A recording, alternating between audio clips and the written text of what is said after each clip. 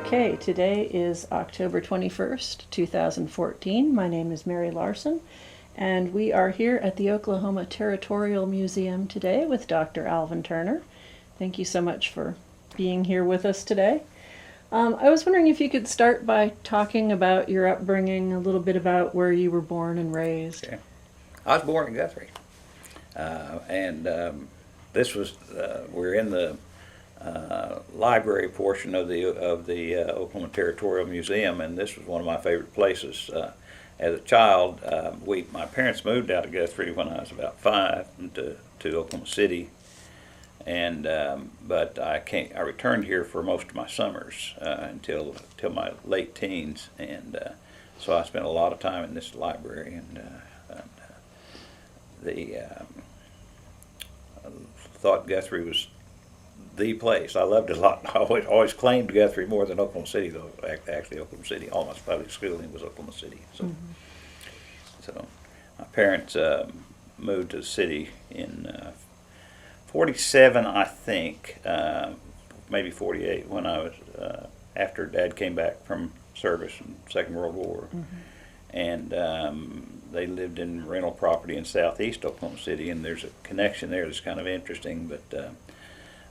And then moved out to Will Rogers Field while their home was being built on Southwest 48, across the street from where U.S. Grant would be built.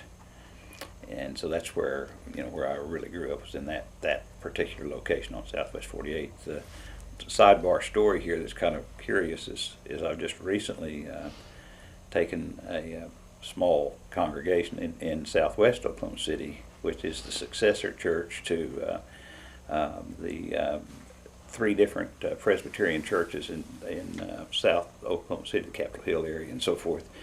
And one of the members there owned property across the street from where my parents first rented and knew all the people that and so forth that I remember from that time when we moved to the city there on Southeast 22nd Street. So Isn't that something? It's a small world. So.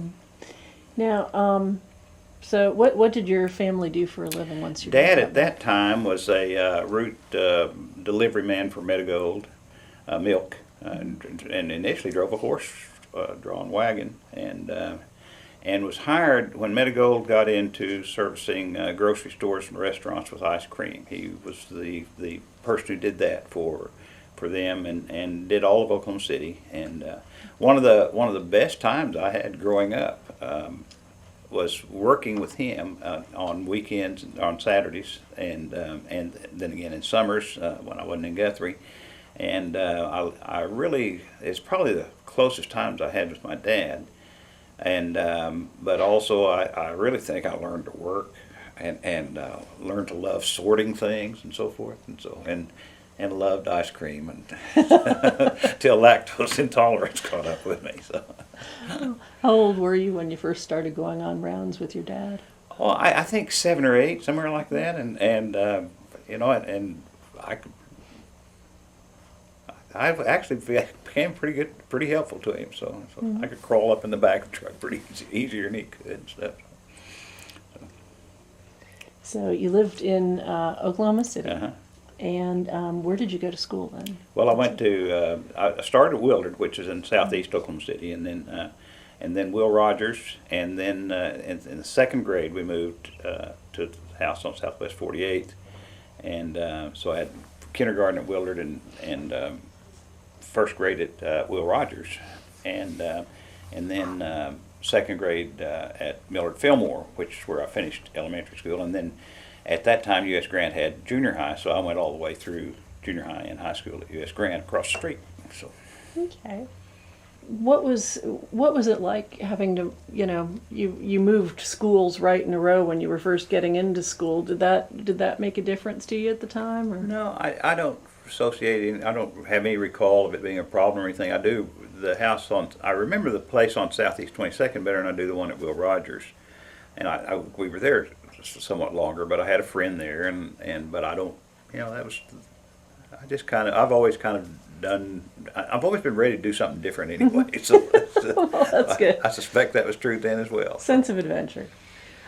So where did you Okay, you went to Willard and then Will Rogers and then Millard Fillmore. Millard Fillmore. Mm-hmm. And what was that school like? I mean, how big was it? You know, that we had two classes. So there was the I don't think there's any differentiation between them in terms of quality, but there was two groups of students in each grade level. So I don't know what that meant to. So maybe roughly 350 students, something like that. Maybe a little larger than that because the class sizes were maybe larger than we might think of. The thing I remember about that more than anything else is that Oklahoma City was exploding in that period of time in terms of population and so forth. And so I never attended a school that wasn't in the process of adding on buildings. And for instance, at least 2 of the years I was at Millard Fillmore, we were in converted Army barracks. And when they built Grant, even after they built it, they were using barracks, converted barracks, and other prefabricated buildings in order to accommodate the surge of population that was taking place. That also had the other memory I have is, and this is their fault, my fault, your fault. You know, nobody's talking about fault here, but the public schools of Oklahoma City were under a tremendous amount of pressure, and I think finding teachers, and so my experience with teachers was mixed, and there was as I say, that was one of those things that was the system, but it was not only the people who were questionably qualified, but I did not fit into that environment, and I think what's happening is that, you know, that infusion of population, its rural values coming into a different setting, and didn't quite fit in the urban expectation, and so there was those kinds of conflicts built in. But I just have never fit very well into anything that restrained me for very long. I'm ADD, and they didn't know that then, and I'm not sure I had a name for it, but I was very restless, and so. But some of my teachers learned to, like one year, one of the more problematic years I had at Millard Fillmore was they finally decided that they'd let me go down and do the attendance records in the afternoon and so forth, and then another time I had a teacher that just finally started bringing in books and would let me go over in the corner and read all day, and so May have learned more. Yeah, but I was basically starting to have real problems fitting into that life, and in some respects it got worse. I've always said that if there was a special hell designed for me, it would consist of high school, and so I did not. I was not a happy camper in public schools. So. Did you have any teachers who did light a spark for you? You know, I had teachers that I liked. I don't think of any of them as really. Maybe one kind of embodied I'm going to say 2. Kind of embodied a scholarly quality that I at least leaned toward. One of them was Jim Cox, who taught history at Grant, and the other was Marvin York, who taught English. And Marvin subsequently had a career in the Oklahoma State Senate, and he was working on his law degree, in fact, when he was teaching English at Grant. And I was impressed by Marvin, and there's a qualitative difference in those two people that I was drawn to. So, but otherwise, I just basically, they were who they were, and that's kind of the way but I mean, sometimes that meant that I had a problem with them, but I didn't think that was their fault necessarily. Do you think was that influx into the public school system and into Oklahoma City, was that a result of the post-war? Sure, boom? post-war population shifts and so forth. And in fact, it had been taking place during the war with wartime industry and stuff. But I can remember, for instance, again with Dad in the early '50s. One time for some reason, he took a truckload of ice cream out to maybe to Clinton or someplace like that, and we went out very early in the morning.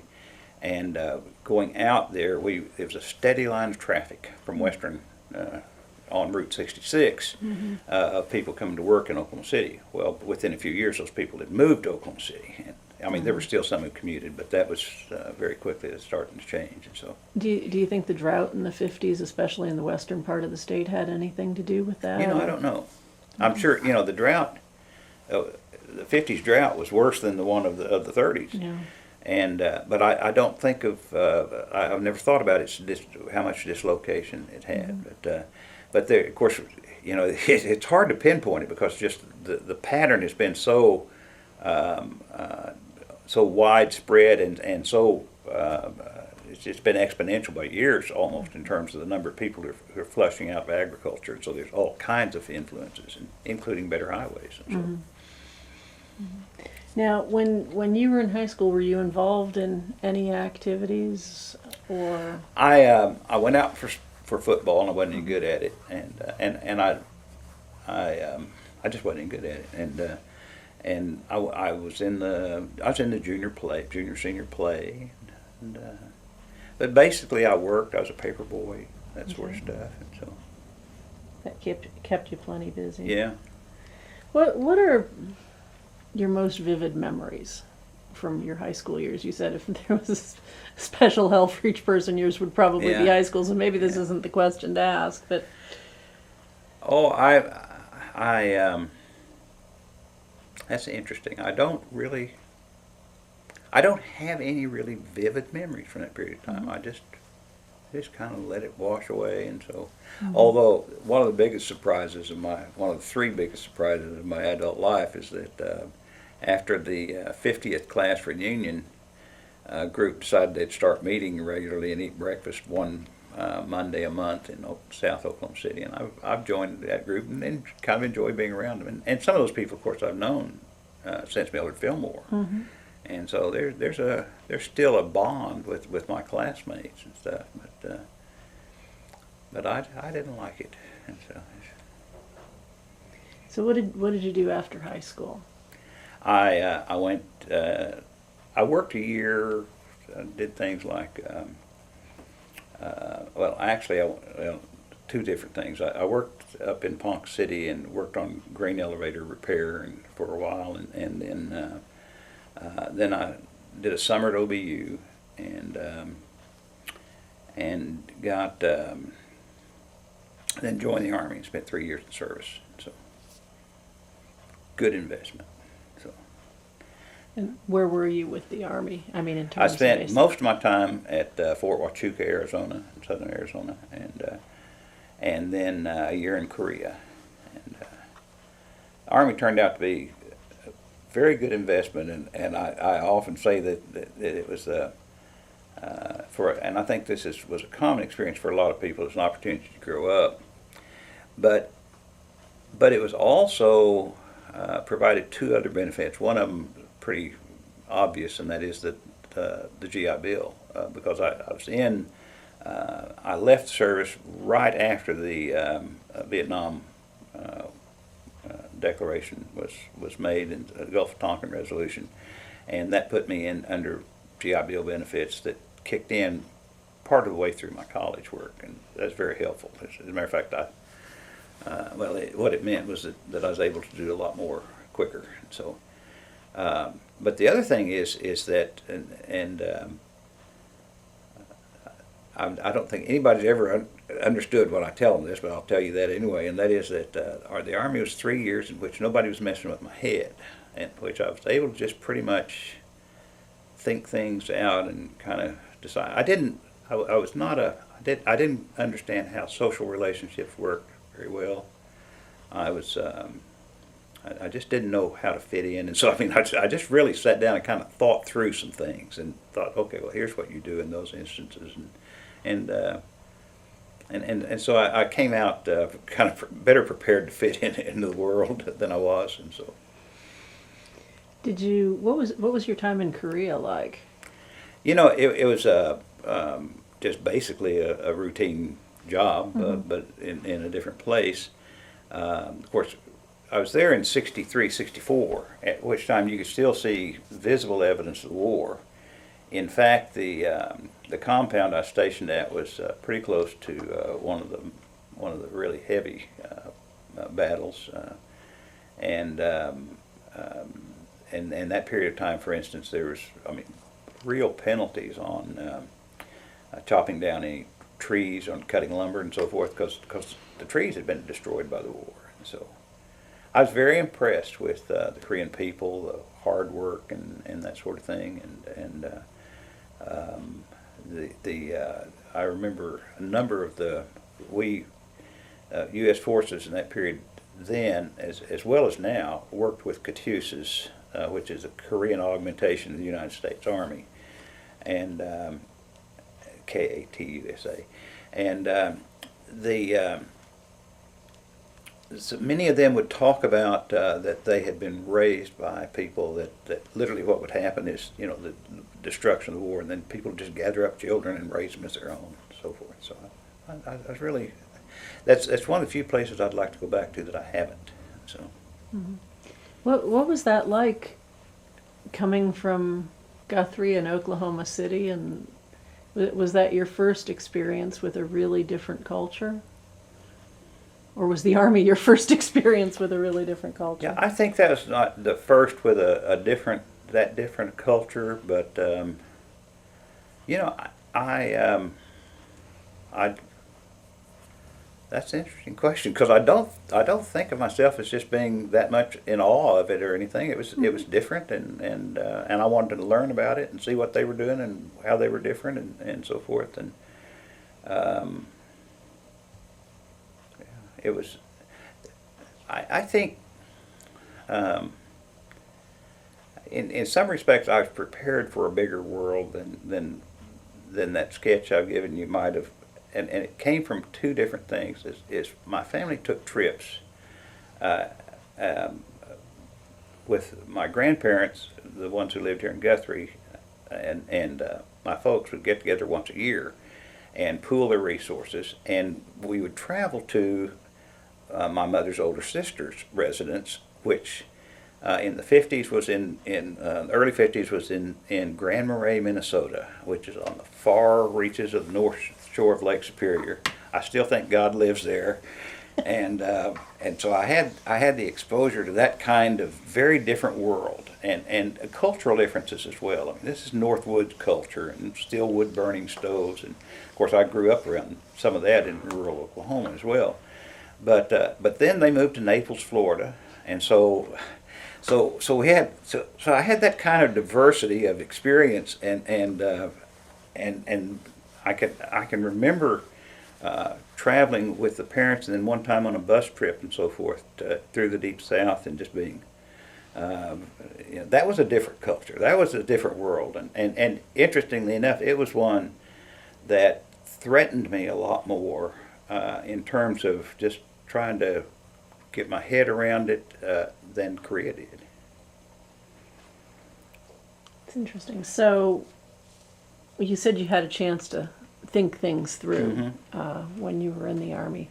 What conclusions did you come to? I mean, what was your plan getting out? My plan was to find a woman. So that goes to that part of the story, though. I had a list. I really did. I thought, you know, what is it that I dated a girl in high school, and in some respects, she brought me out of that kind of shell that I'd formed, and we are still friends, and she's one of those people that I owe a real debt to, and she kind of had I think of it as what do you call it? Rescue Oh. for men. There were three or four of us that she rescued, and she incidentally is still the director for Habitat of Oklahoma County. So that's Ann. Her name now is Fenton, but anyway, no, it's not. It's Gilliland. Fenton died, but anyway.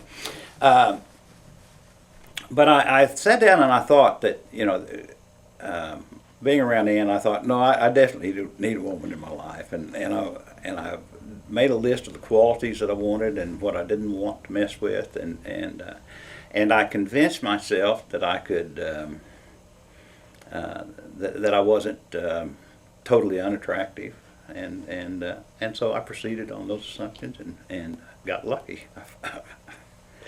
So was this right after you got out of the military? When I got out of the service, I got out early to go back to college, and started at Central State, and dated some, but I think I met Carmelita within that, probably within that first year, and we started dating the second semester I was at Central State. So.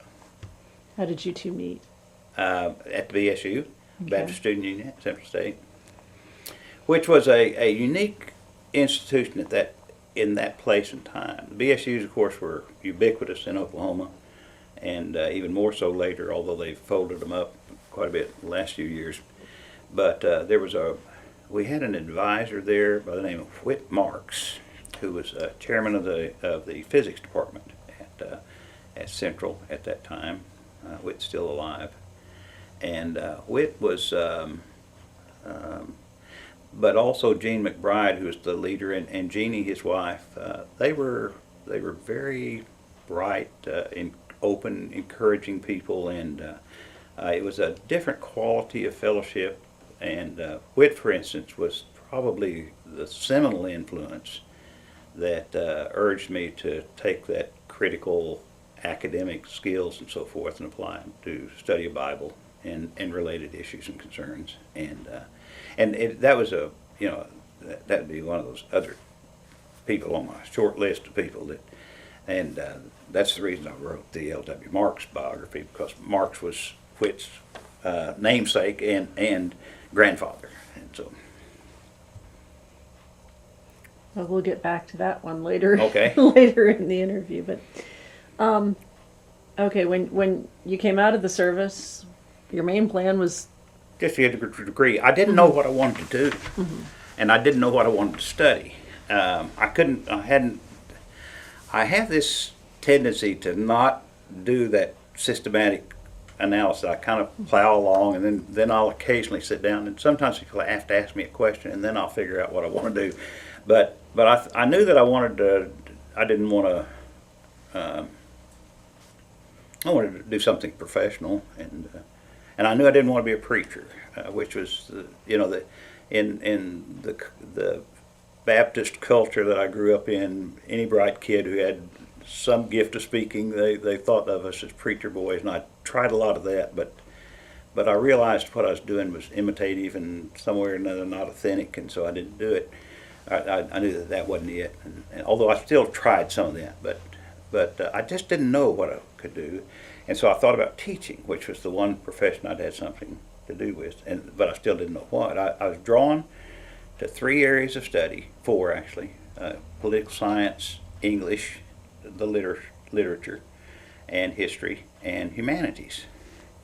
And I got to the 80th hour or so when I enrolled, and they said I had to declare a major. And at that point I analyzed the situation. You couldn't get a degree in humanities.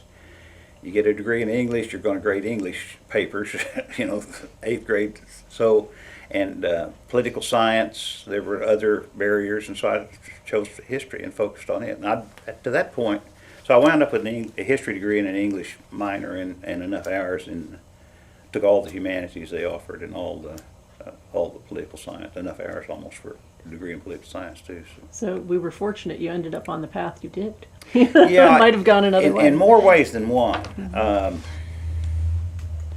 History really fit that need for change and different ways of approaching things and so forth, much more than any other thing that I was interested in. The other area that I was drawn to, if I'd have known that it was out there, it would have been a temptation. I did not understand that there was an academic area of study called religion. I thought of it in terms of you realize what this sounds so like I grew up in a pumpkin patch or something, but in Southwest Oklahoma City, by and large, and to some extent, kind of an antisocial kid anyway, there just was not a whole lot of modeling going on. We didn't, I knew three professions, medicine, law, or four, ministry, and teaching. And I've always been drawn to two of those. Law was the other one that I was somewhat drawn in. That was in the cards as a possibility. And I'm glad I didn't do that either. But anyway, I would have been interested in studying religion, but I'm glad I didn't go there too.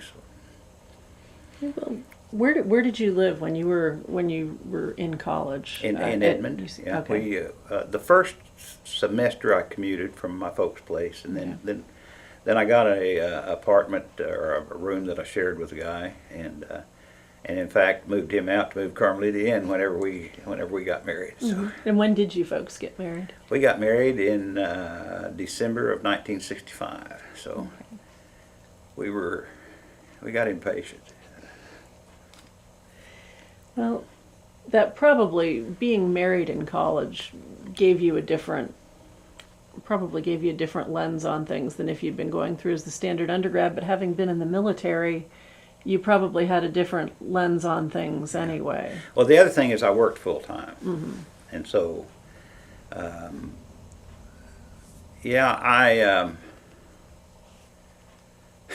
I remember I told them that I wouldn't wear a beanie, and I wouldn't. So, and nobody wanted to try to put one on me. So I was fierce looking in that period of time. Got to tell a story. After Carmelita and I were married, one time some occasion came up, and I pulled out my student ID, and she looked at it and she blushed, and I said, "What was that about?" And she said, "I remember you." and she had been the assistant to the photographer who took the IDs, and she was supposed to tell me to take off my sunglasses, and I was so fierce looking that she wouldn't tell me that I was supposed to take off my sunglasses. So, but I worked full time at a machine shop in Oklahoma City, and then at different other jobs all the way through my undergraduate work. So, did that make it tough trying to get the courses you want scheduled? Or no, I to some extent, until well in my 40s, I always had more energy than I knew what to do with, and it didn't work as well in graduate school, but I needed a lot of framing of my time and energy, and if I was working 40 hours a week, that meant that I would focus when I needed to get to my studies and so forth, and it worked pretty well for me. So, yeah. I know a lot of people who it's taken much longer than that to figure out what it is they need to do to structure their time and get themselves. For some people, it takes a lot longer to kind of identify how we work best. Yeah, I did not. It's funny. I didn't know that was not a strategy. That was just my way of plowing through things. But it turned out to be the right way to do it. Yeah. So. Well, what about grad school? Once you were done as an undergrad, did you know? Well, we went to Kansas City and spent 2 years in Kansas City public schools. 1 year teaching English, and the other teaching social studies. And I learned that I was not a public school teacher, and really was not. And it was an important experience, though, in other respects, in that I spent those 2 years in the inner city schools, and not a total disaster, but certainly not a comfortable one either. But I think that it was important in terms of gaining some sympathies toward that particular those circumstances and so forth, and so. But during that time, I finished my master's at Central Missouri State, and then began thinking about graduate school. And I do not. I mean, about doctoral work. Mm-hmm. I guess at some point in there, I decided that I wanted to try to teach college. That had to be it, but I don't remember that being the conclusion. I originally wanted to go to Kansas State, which had an American Studies program. No, I'm getting this wrong. I wanted to go to Kansas University, which had an American Studies program, but they had a backlist. And then I looked at Kansas State, and I looked at Oklahoma State, and came to Oklahoma State. So, and part of the reason I came to Oklahoma State was because the chairman there was Homer Knight at that time, and I came in and introduced myself and was visiting, and Homer noticed that I had a pipe and asked me, and shared some of his tobacco with me, and we sat there and smoked and talked, and so, that's kind of a cool place. I liked Homer. He's a good man. So, in contrast, when I'd done my undergraduate work at Central State, and I looked at graduate school for a while at that point, and Dick Peters, who was the one of the best teachers I ever had at Central State, taught European history. And Dick encouraged me to apply at OU, and sent me down with a letter of reference and so forth. And they kind of told me, yeah, you can come here if you want to, and we don't care really. And so, but I got a different impression totally from Homer. So, it sounds like it. I'm sure you'd been to the campus there. OSU before. No, never had. What were your first impressions? I liked the cookies in the student union. They had great oatmeal cookies, and I loved the library there. I always that library, even to this day. Of course, living where I do now, I do more research with the OU library and so forth. But what I enjoyed at OU library is what I liked about OSU as well, was the stacks and that sort of stuff, and just the size and scope of it. There's something that I like, being surrounded by books, and I'd just go through and read shelves and in reasonably approximate areas of interest and so forth. Mm-hmm. In fact, I got to tell you that when I did comps at OSU, this is getting ahead of the story, but my graduate advisor, he knew me pretty well, and he said, what I want you to do is I want you to make a list of the books that you're familiar with that are most likely to show up in your comprehensive exams and the areas and so forth. And if you can't identify the major thesis and some of the principal arguments and so forth books, I want you to go and pull those books and no others. Don't get started on anything else. So, focus. I did. It was a good advice. So what was the history department like when you got there? You mentioned Homer Knight. Yeah, that's the last thing I really had to do with Homer. Homer's kind of a grandfather in the background and shepherding but it's a very congenial department. I never felt like I was and this was a particular person at OU. I'm not bad mouthing them, but I mean the particular person that I dealt with at OU. I mean, he really didn't want to mess with students. I never got that from any of the people at OSU, and they were. I think by and large they were had bought into a mission, and in that period of time was right when that doctoral program began. I think I came in. I don't know when it came in, but probably late '60s, and so that I came in '70. So I mean, it had just really gotten started. There's maybe one or two classes ahead of me, and they were excited about it and believed in what they were doing. And this was a real time of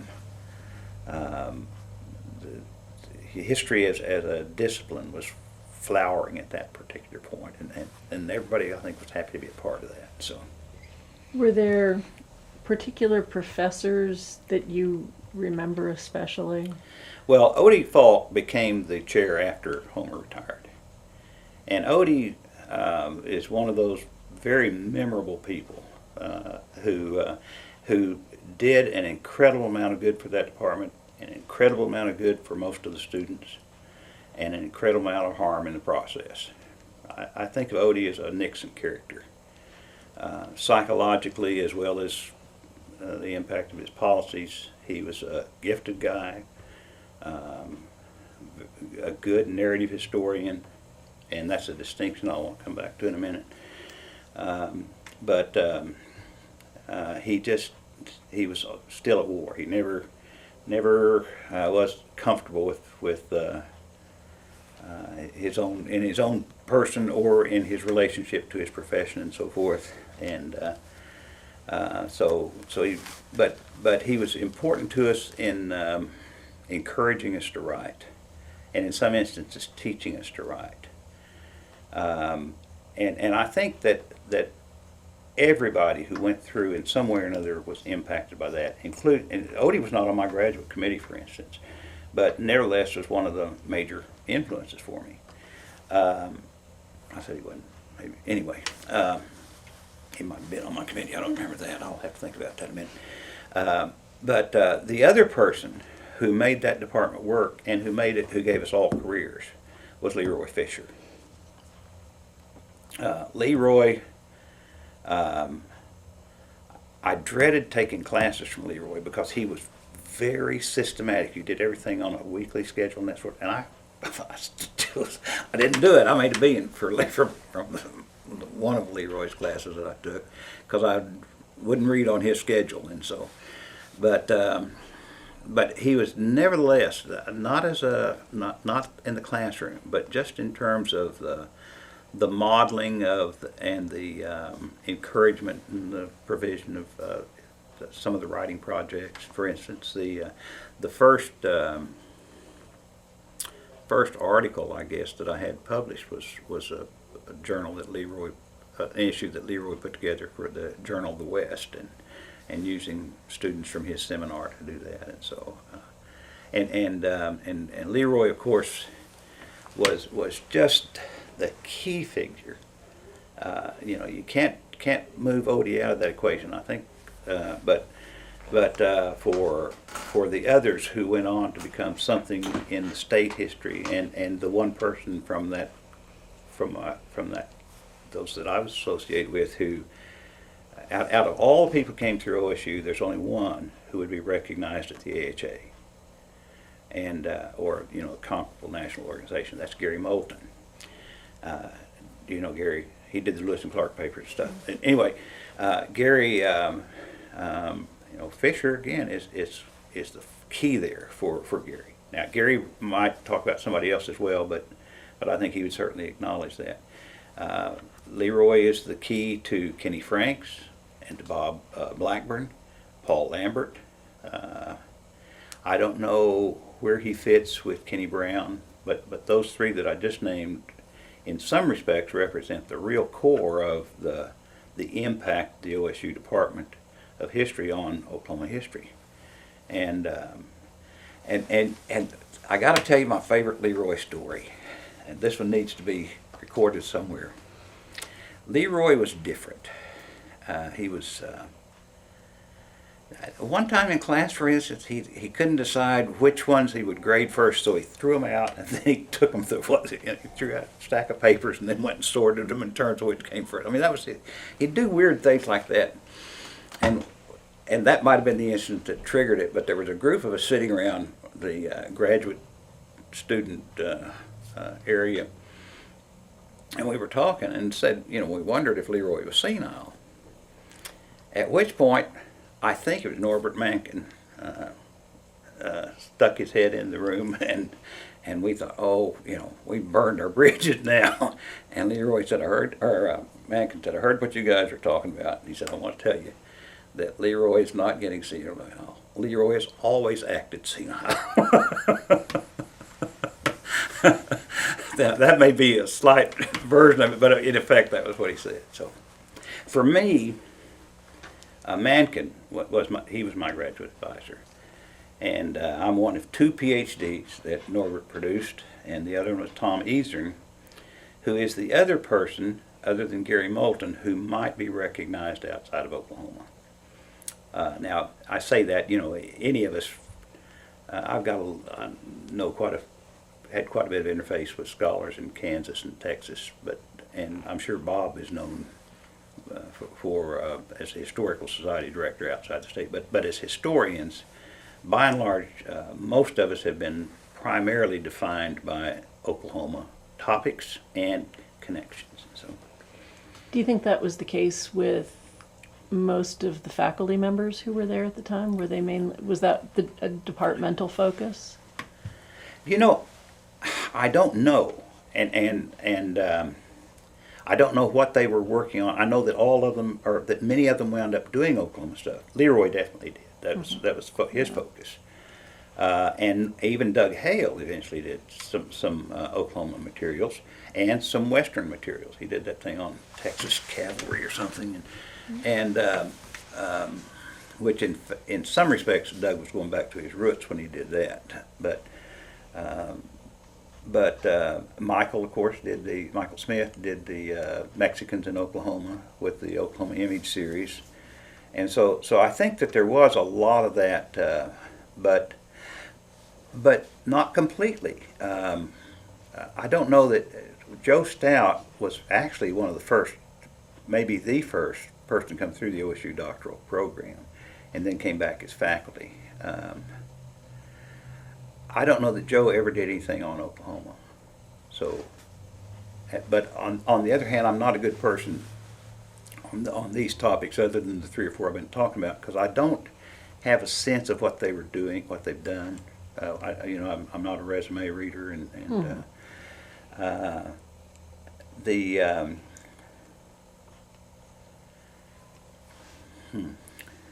but there certainly was a strong pressure there, and that in fact had been the rationale for the creation of the doctoral program at OSU, was that it would fill state needs, and it's certainly done that. And so,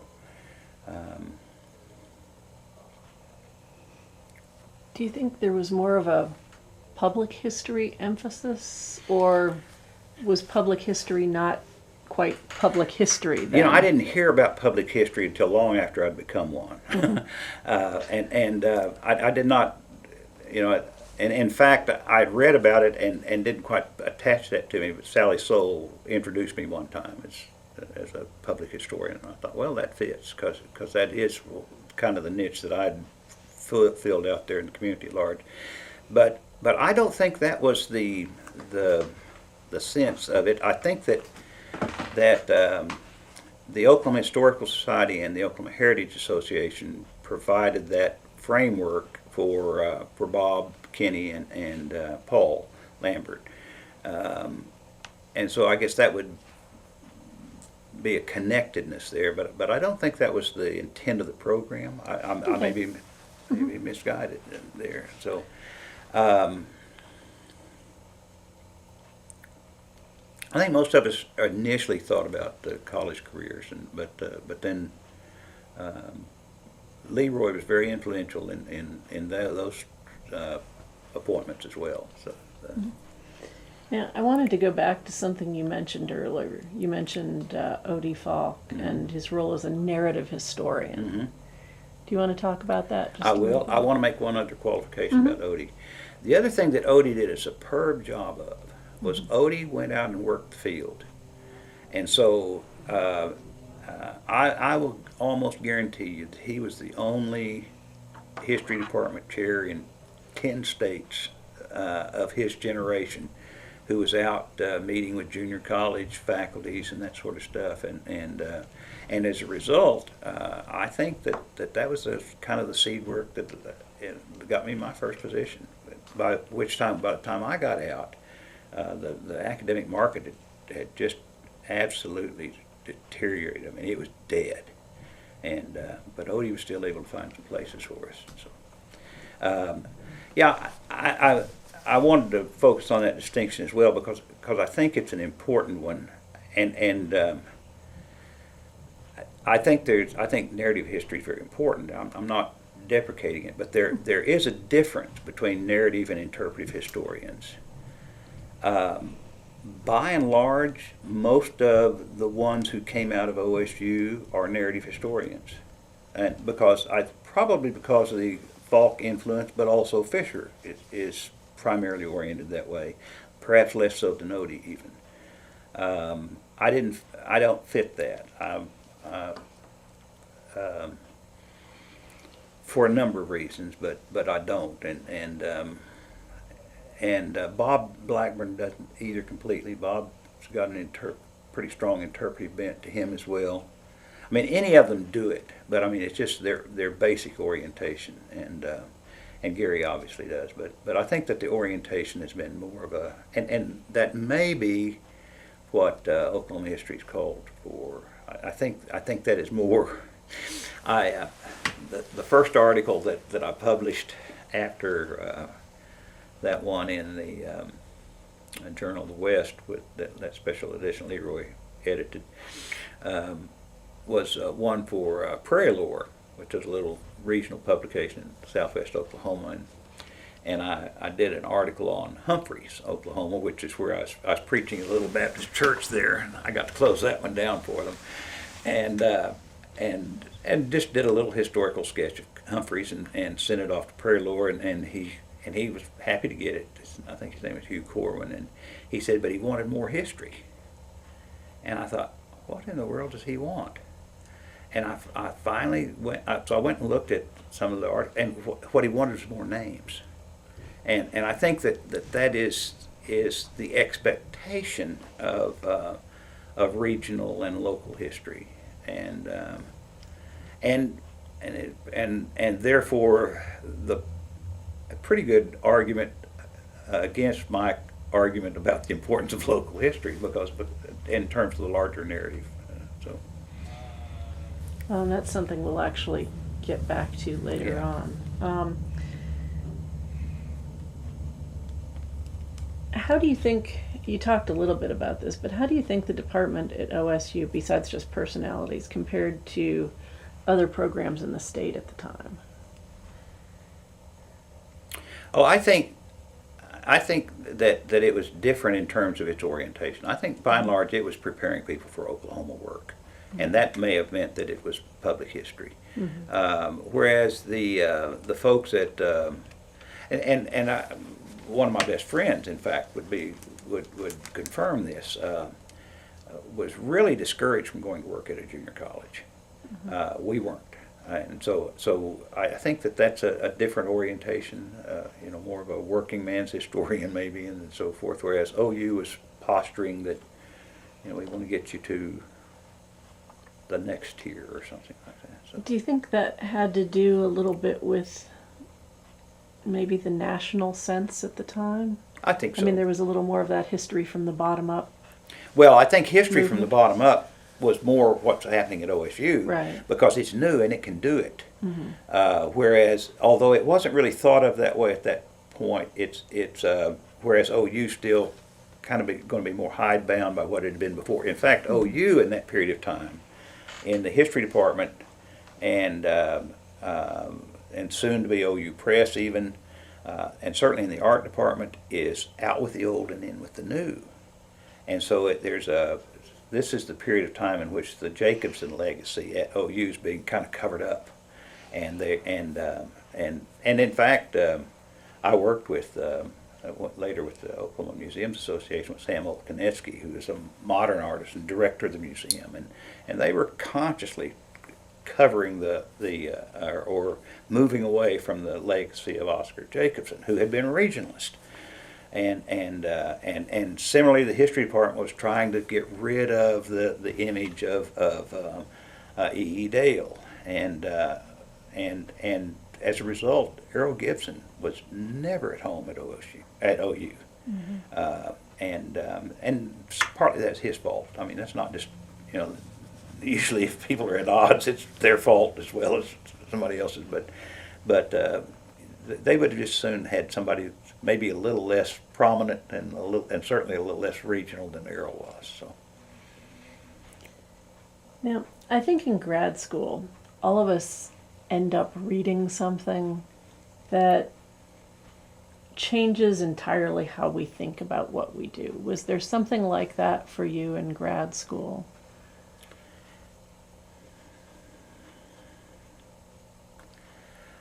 You know, I don't think it was in grad school. I think that the reading that I did that really changed the way in which I was thinking about history was in preparation for a class I taught when I started teaching down at Altus. Central State tried a program at Altus Air Force Base, and they offered some upper division courses, and I taught one for them called Great Men in American History, which is a delightful title in terms of today's sensibilities. But I read a series of biographies, and I realized that in some respects I felt I was reading the kind of history that I was most interested in reading. And that's interesting, you know, because I have that interpretive bent, but I just felt like that the life narrative allowed me to understand the larger picture that I was really after, and I'd read, you know, of course I read widely. I've always, at that time I was reading probably 10 books a week. I mean, and I was fascinated with all the major historians of that period, but none of them drew me like those biographies did. Werner Crane and Morgan, Life of Winthrop. That's still one of the books that. And interestingly enough, I've talked to. I said that one time to David Levy at OU and Davis Joyce, who was an OU graduate. Davis, a friend of mine, my best friend, and. I said something about that, and they all hit on that as well. Said, "Oh wow, that was a very influential book for them as well." So, I guess this is jumping ahead just a little bit, but when you did your work on L.W. Marks, was that sort of a similar approach to reflect other things that were going on historically through a life history? Right. Yeah. Yeah. I couldn't have written, you know, he did this Sunday and that next Sunday, and I didn't want to do that. So. Mm-hmm.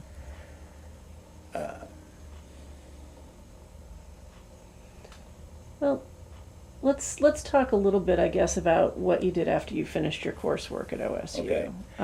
Yeah, I left before I finished Right. the doctorate, and financial pressure was the major reason. In fact, I tried in '72 to leave because I'd finished virtually all my coursework at that point, and I sent out.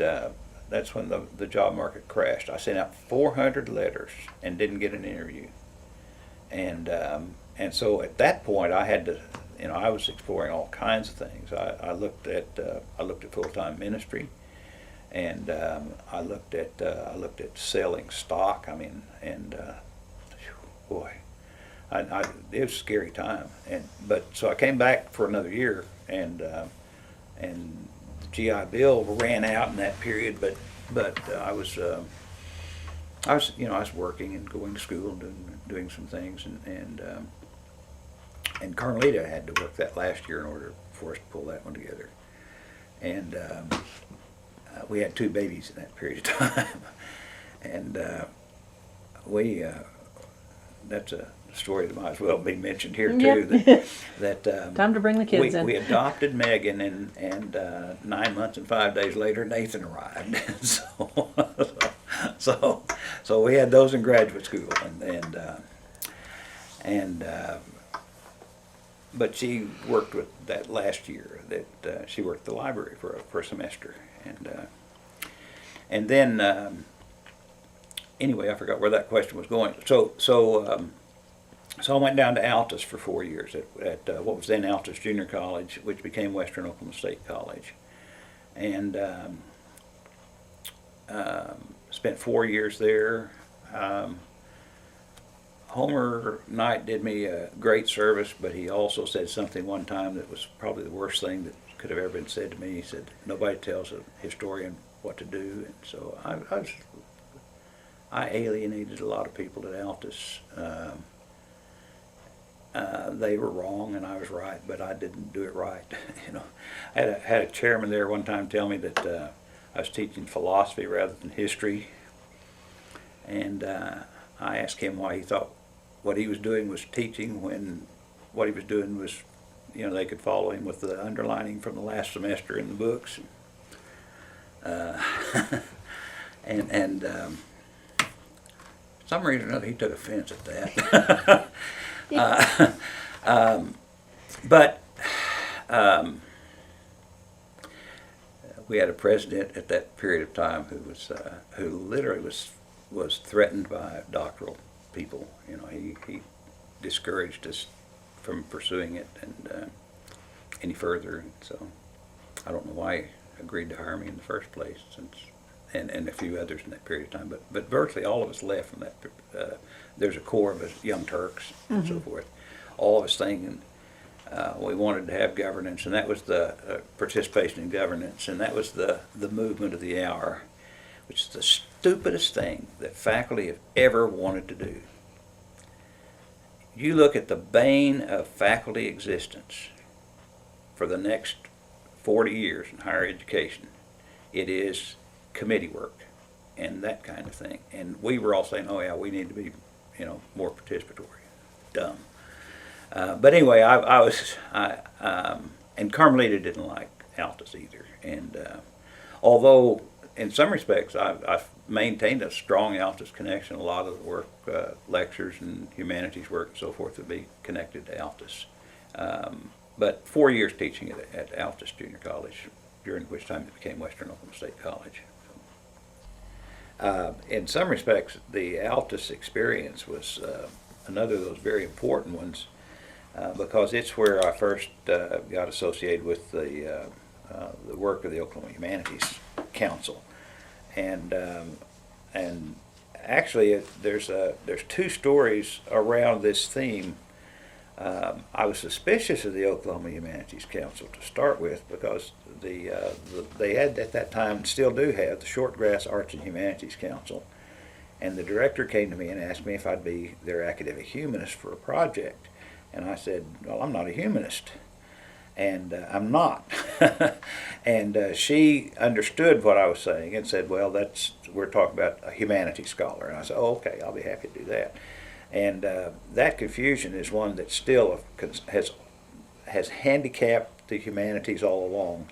It's equivalent to what I always apologize anytime some of my family or friends visit me in a Presbyterian congregation. I tell them in the Apostles' Creed that we talk about the Holy Catholic Church, that we're not talking about the Roman Catholic Church. And so that humanist term. But anyway, so I became involved with a number of programs of the Shortgrass Arts and Humanities Council, and then eventually started writing grants. And in fact, the project that took me away from Altus was a project, a statewide project of the Oklahoma Department of Libraries.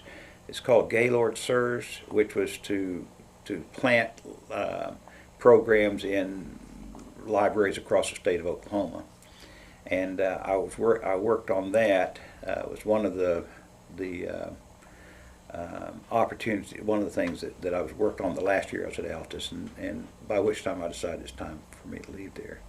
I wound up being on, I think I was either part of or wrote 60 different grants for the Oklahoma Humanities Council, and would serve on that board, and two, we'll need to talk more about that when we talk about the Oklahoma Museums Association. But in fact, the job that I had when I left Altus, that I thought would be a transition for me to get into something else, because I just left, and which is stupid, but I did it. Was I had a summer grant, to do a humanities series of humanities programs in Woodward, and a group in Woodward, the 4 W's: women who want to be women, associated with a local Church of Christ spooked the Woodward librarian, and saying we don't want this godly humanism in our community. And I met with that group and convinced them that I was not a godly humanist, and so forth. But by that time, the librarian was spooked, and so we did not complete the program, and I wound up cleaning apartments that summer, and that was in fact, I asked for an afternoon off from cleaning apartments in Norman. We lived in Noble. We'd moved to Noble, and the manager asked me what I needed it off for, and I said, to go get my PhD. so we went to Stillwater and got my doctorate, and went back cleaning apartments. So, but anyway, but I've been back to Altus a lot and continued to do humanities programs, research projects at the museum there, and still, and as I say, I'm currently working on Greer County. So. And we can talk a little bit more about that once we get a little further along. So from your CV, it looks like you might have started working on the Oklahoma Image Project about the time you were finishing your doctorate. What happened was, Kathy Hale at the Southern Prairie Library System and I came up with a project that we thought would carry us over, that in fact would create a job for me in the after I left Altus. And that wasn't the reason we did it. We wanted to do Oklahoma Image, in which we wanted to explore the overall image of the state, how it perceives itself, how it is perceived abroad, and similar kinds of things. So we got a grant from OHC to do that, and but that didn't kick in until September, and so that's the reason I was cleaning apartments in the summer and had hoped to be doing humanities programming in Woodward. And what happened with that was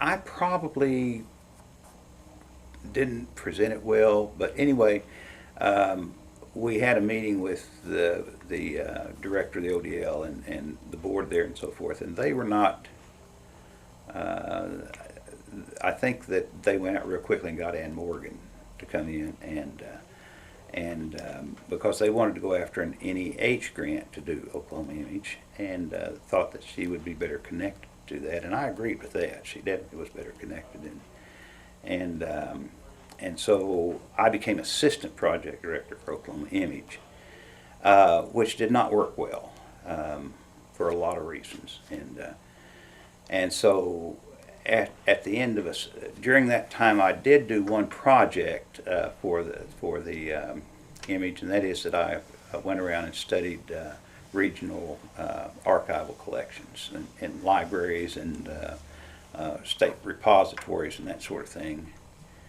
and defined them roughly in that and so forth. So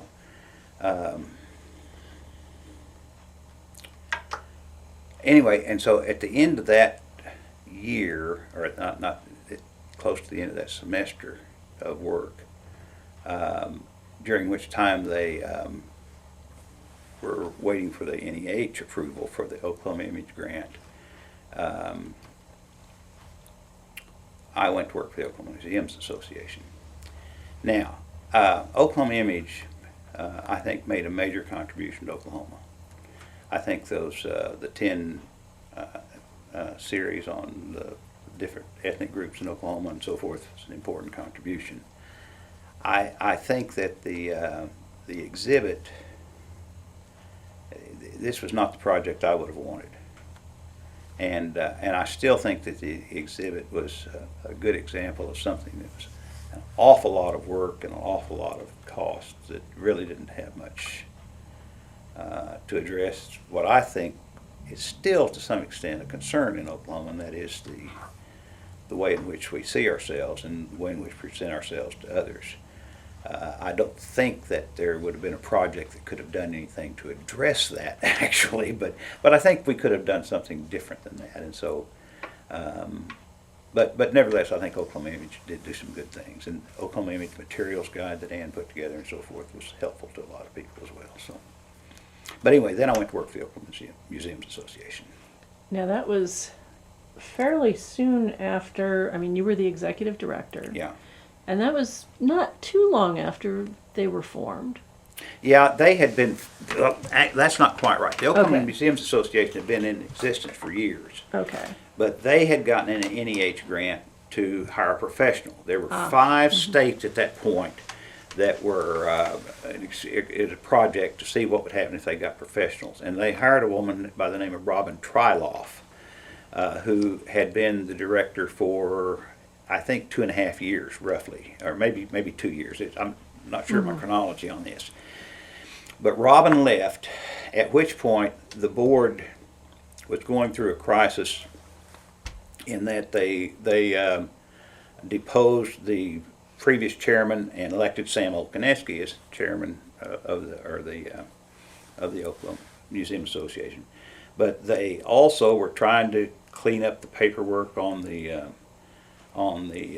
grant and so forth, and they needed somebody who could devote to that, and I was hired to do that. The assumption was that that it wasn't going to work, that the professional, that they couldn't find a way to engender the support that the NH grant was expected that they would. Texas had been able to generate its support for continuity. Oklahoma had not.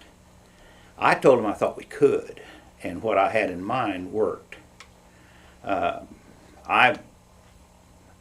I'm probably, somebody else might have a different interpretation, but I don't think so. I think I really showed them how to save the professional wing of the Oklahoma Museums Association, and that is we went after grants, and we did 2 blockbuster grants in that period of time. We did the Will Rogers Traveling Exhibit, in which we took materials pertaining to Will Rogers' centennial. This was in '79, the centennial of his birthday, and took materials loaded them up in the back of a truck and created an exhibit in the back of a semi-trailer and hauled it all over the state of Oklahoma. I think I don't remember the numbers, but certainly probably close to 100,000 people went through that exhibit, and Humanities Council was more than pleased with the results of that. And then the next year, Mary Ann Anders had a brainstorm, had wanted to do folk art in Oklahoma, and so we pulled together a grant to do that, and had a statewide exhibit on that as well. But limited showing. I think it only showed at the what was then the Oklahoma Art Center, and then a small publication out of that. By which time I'd run out of ideas and didn't have I'm a much better idea person than I am an implementer, and I couldn't find anything to really keep myself busy with OMA. I like traveling around and visiting museums and stuff, but I didn't feel like that was really working. Anyway, make a long story short, I got an offer from the Historical Society and left. Now, I'll qualify and tell you that I really do think that I got OMA on track. It almost died after I left. Fortunately, they then hired Carolyn Poole, and she is the one who really made that organization into a top-notch professional organization. And how long were you in that position? A little less than 2 years. And then you ended up going over to OHS. What was your role there? I was hired as Director of Museums and Sites. And I brought the same orientation there that I had at OMA, which was problematic in some respects, and that is that, I had visions, but I was not the kind of administrator needed for the day-to-day tasks of the supervision and so forth. I was able to in that day and time, for instance, I'd been director there for 3 months when I went out to the Panhandle on some business and visited with what was then one of the museums, and they didn't know that I'd been made director there.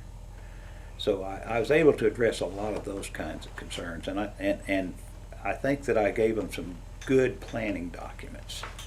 The Oklahoma Historical Society at that point had been shaped by some early historical goals, which in some respects were right for the time, but for instance, the old motto of the collection policy of the state museum, as opposed to, but to all of them, is bring it on in if the future doesn't want it the future and throw it away. And there was a lot of that kind of mentality there. There were dozens of museums that had been created without a clear purpose because they were in a particular senator or representative's district. He wanted it and they got it. And so I was able to address some of those things, and I also tried to create a budget, but there was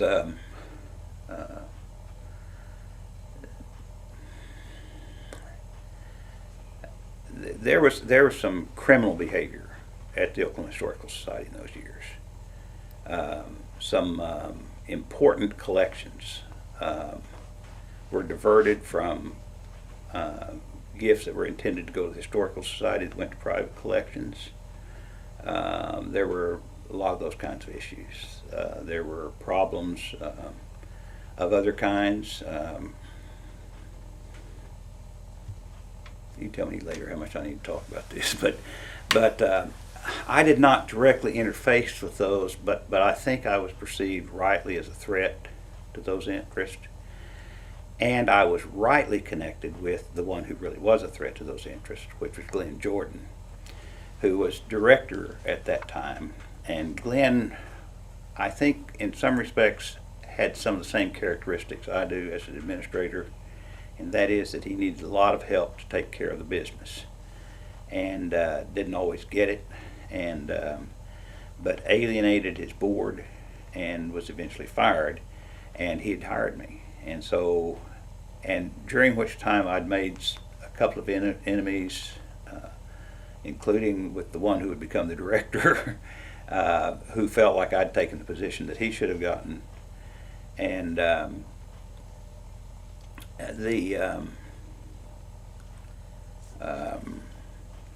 but I want to come back to two things that to my mind, one is, or three. One is I created what I thought was a systematic means for evaluating the museums of the state. That's one of the few documents that I've written that I can't find, and I know why I can't find it, because when they began reorganizing the museums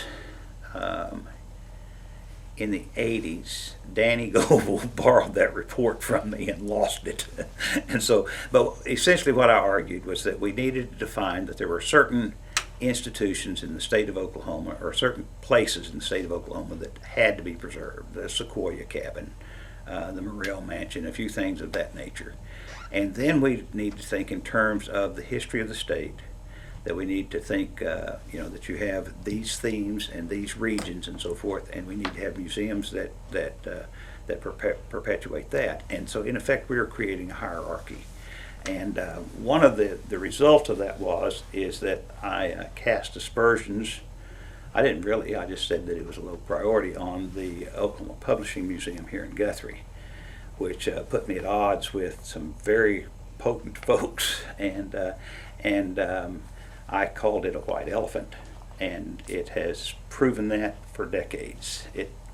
The Oklahoma Historical Society has spent more money on that particular facility than any other, and probably had 30 visitors. That's a little bit of hyperbole there, but it just was not a good investment in terms of the cost that it would be to maintain it, and their interest. People were not interested in a publishing museum, and it did not have that kind of absolute historical merit that you said, well, you got to defend it whether they're interested or not. And so that kind of thing put me at odds with some potent folks. And I had the other thing.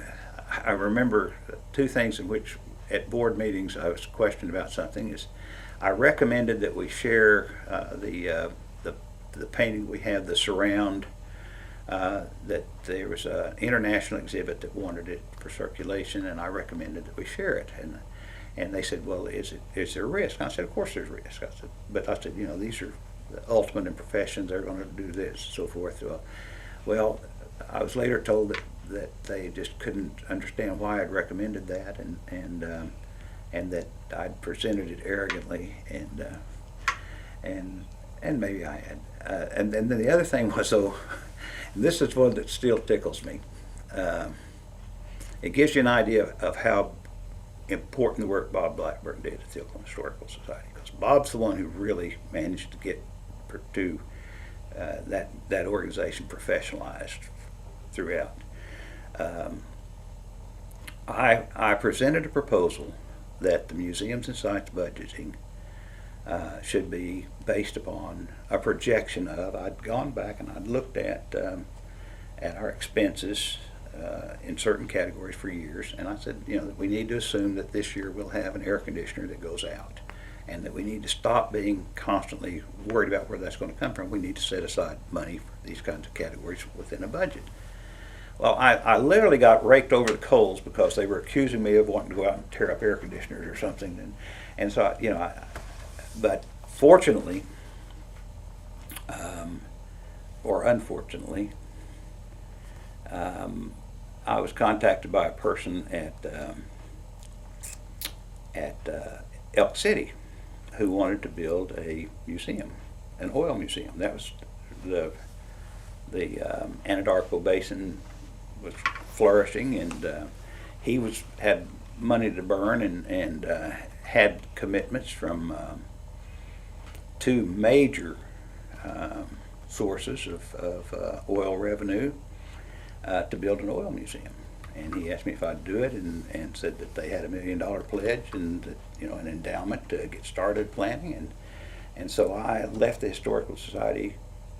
We were living in Guthrie at the time, wrote up a proposal for a museum, traveled to the Midland, Odessa, and did that, and got caught by the Penn Square. So then I ran a rural water district for a year, and then got hired at El Reno. For folks who don't have the background on what happened with all of that, can you talk a little bit about Penn Square. that? Yeah.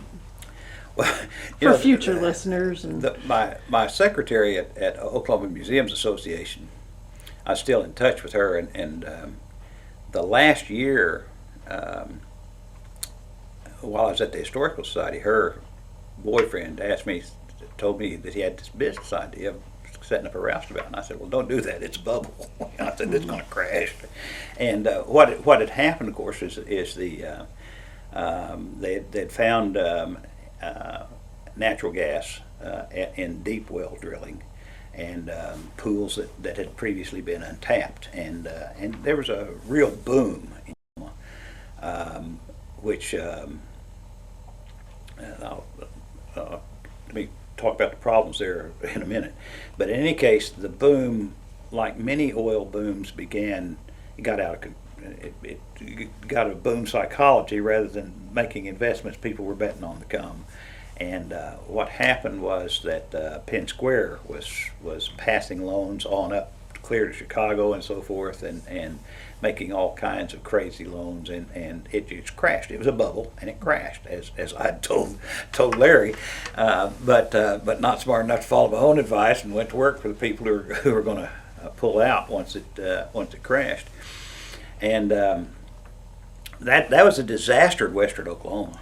I suspect if you look at, as I said, you had that precipitous decline from World War II to the present in terms of people moving off the farms and consolidation and so forth. But you look at the spike in that pattern. It was after the oil boom, and what happened is a lot of those guys got oil money and went out and bought more land, and land values were being inflated.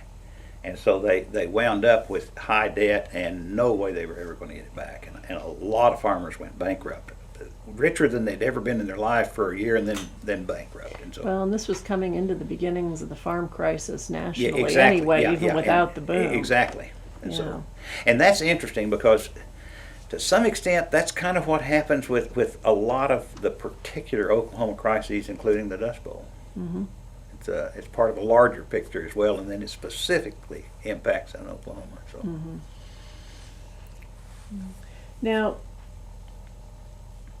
just talking about some of these earlier positions that you had, once you had your dissertation, or once you'd finished your grad courses, what impact would you say those jobs earlier in your career had on you and how you thought about things going forward? They were important in terms of an orientation to content and so forth. I did a lot of research while I was in those positions, and the folk art interest is one that I continued with, and still have kind of connections there.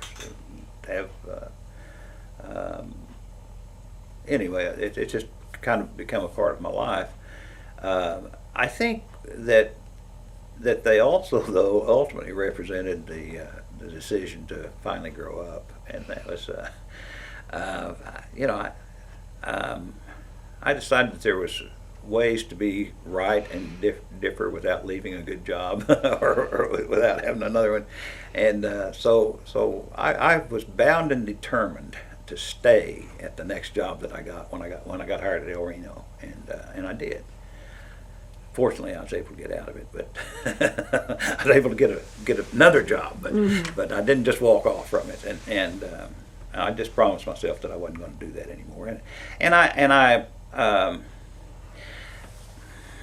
this sounds silly, but what that decision really meant as a person was that I was willing to accept conflict, because to this day my basic strategy is if there's a conflict going on, I'm prefer to leave, and I don't want to mess with it. And what I would do is at Altus or at the Historical Society and whatever else, if there was a problem, I'd just leave and let them worry about it. And I finally decided if I had a problem, I was just going to have to deal with it, have to confront it, and did so with some success.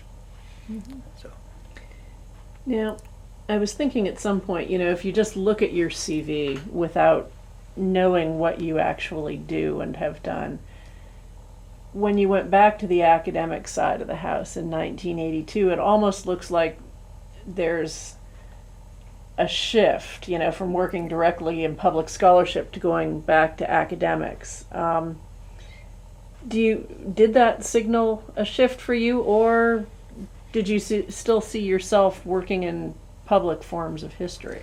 It definitely signaled a shift, and part of it was that I had realized that when the oil museum fiasco hit, I had some opportunities to do some grant writing, and I just did not want to be under that pressure, and furthermore, there was a kind of Al Turner integrity issue there. I didn't want to write grants just to write grants, that kind of thing. I wanted to, and so I didn't want to do that, and I couldn't find other museum work. But by that time, I'd also realized that I was not that I had a very particular set of skills that didn't always fit a lot of needs, and that even if I found another museum job, I'd probably be bored in a week, and so yeah, there was a lot of shifts there, but it did not mean the leaving of the public stuff, because I continued to speak and do grants and all that other kind of stuff, and one of the reasons I did was because by that time I decided it was important, and I valued it, and I made a little bit, but I also thought that might be the way by which I would get to quote another university, and the writing was pushed along for the same reasons, in part, and partly because it's something to do. So, as Don Green said, that most of us who keep writing do so for our own sanity. So, So could you talk about the progression of your career then? You ended up in El Reno at Redlands. At Redlands. Um, there was a kind of a almost interfamilial thing there, a network.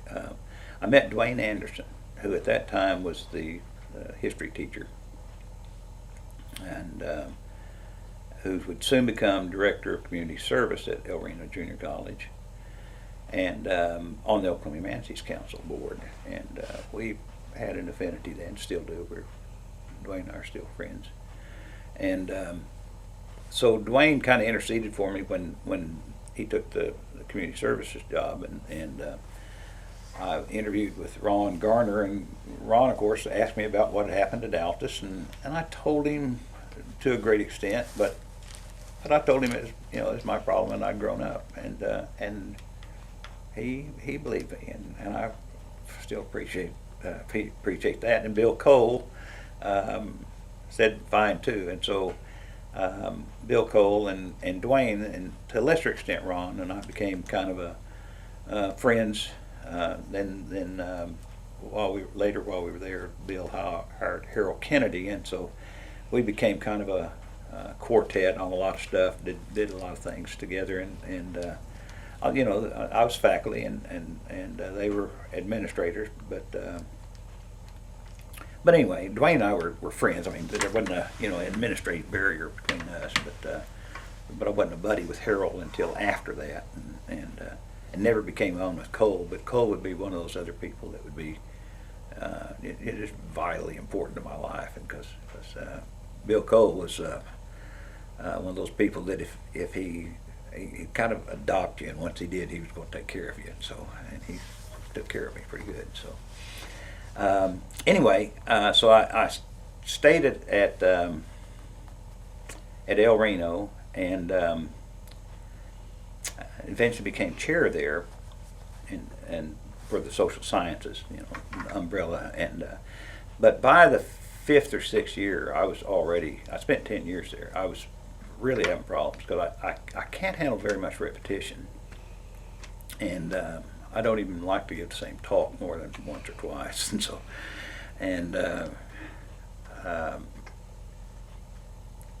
so I started teaching it. I teach everything, but I taught some humanities classes, and I loved teaching sociology.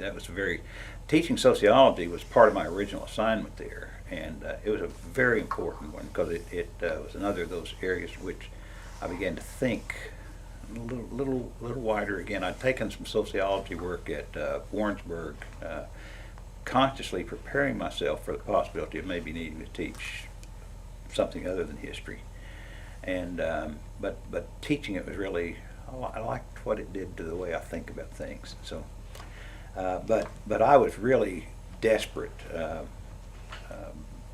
and trying to find some way to teach things. I taught history every which way you could teach it, and so the writing and the projects were a way to kind of take some of that pressure off too, Mm-hmm. and allowed me to keep from going brain dead as I thought of it, and that's the way a lot of people. I know Bill Corbett definitely thought that, and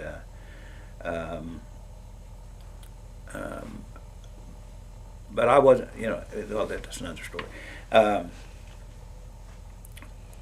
I don't think it happened to Jim Fowler was my best friend out of graduate school, and he was at Seminole Junior College, and I don't think Jim ever went brain dead from the repetition and so forth. But on the other hand, he kind of died as a scholar there, and one of the things that happened in Oklahoma higher education as a result of the Odie factor and the OSU factor was that a lot of us did wind up at junior colleges for a period of time, and by and large we're out of pocket.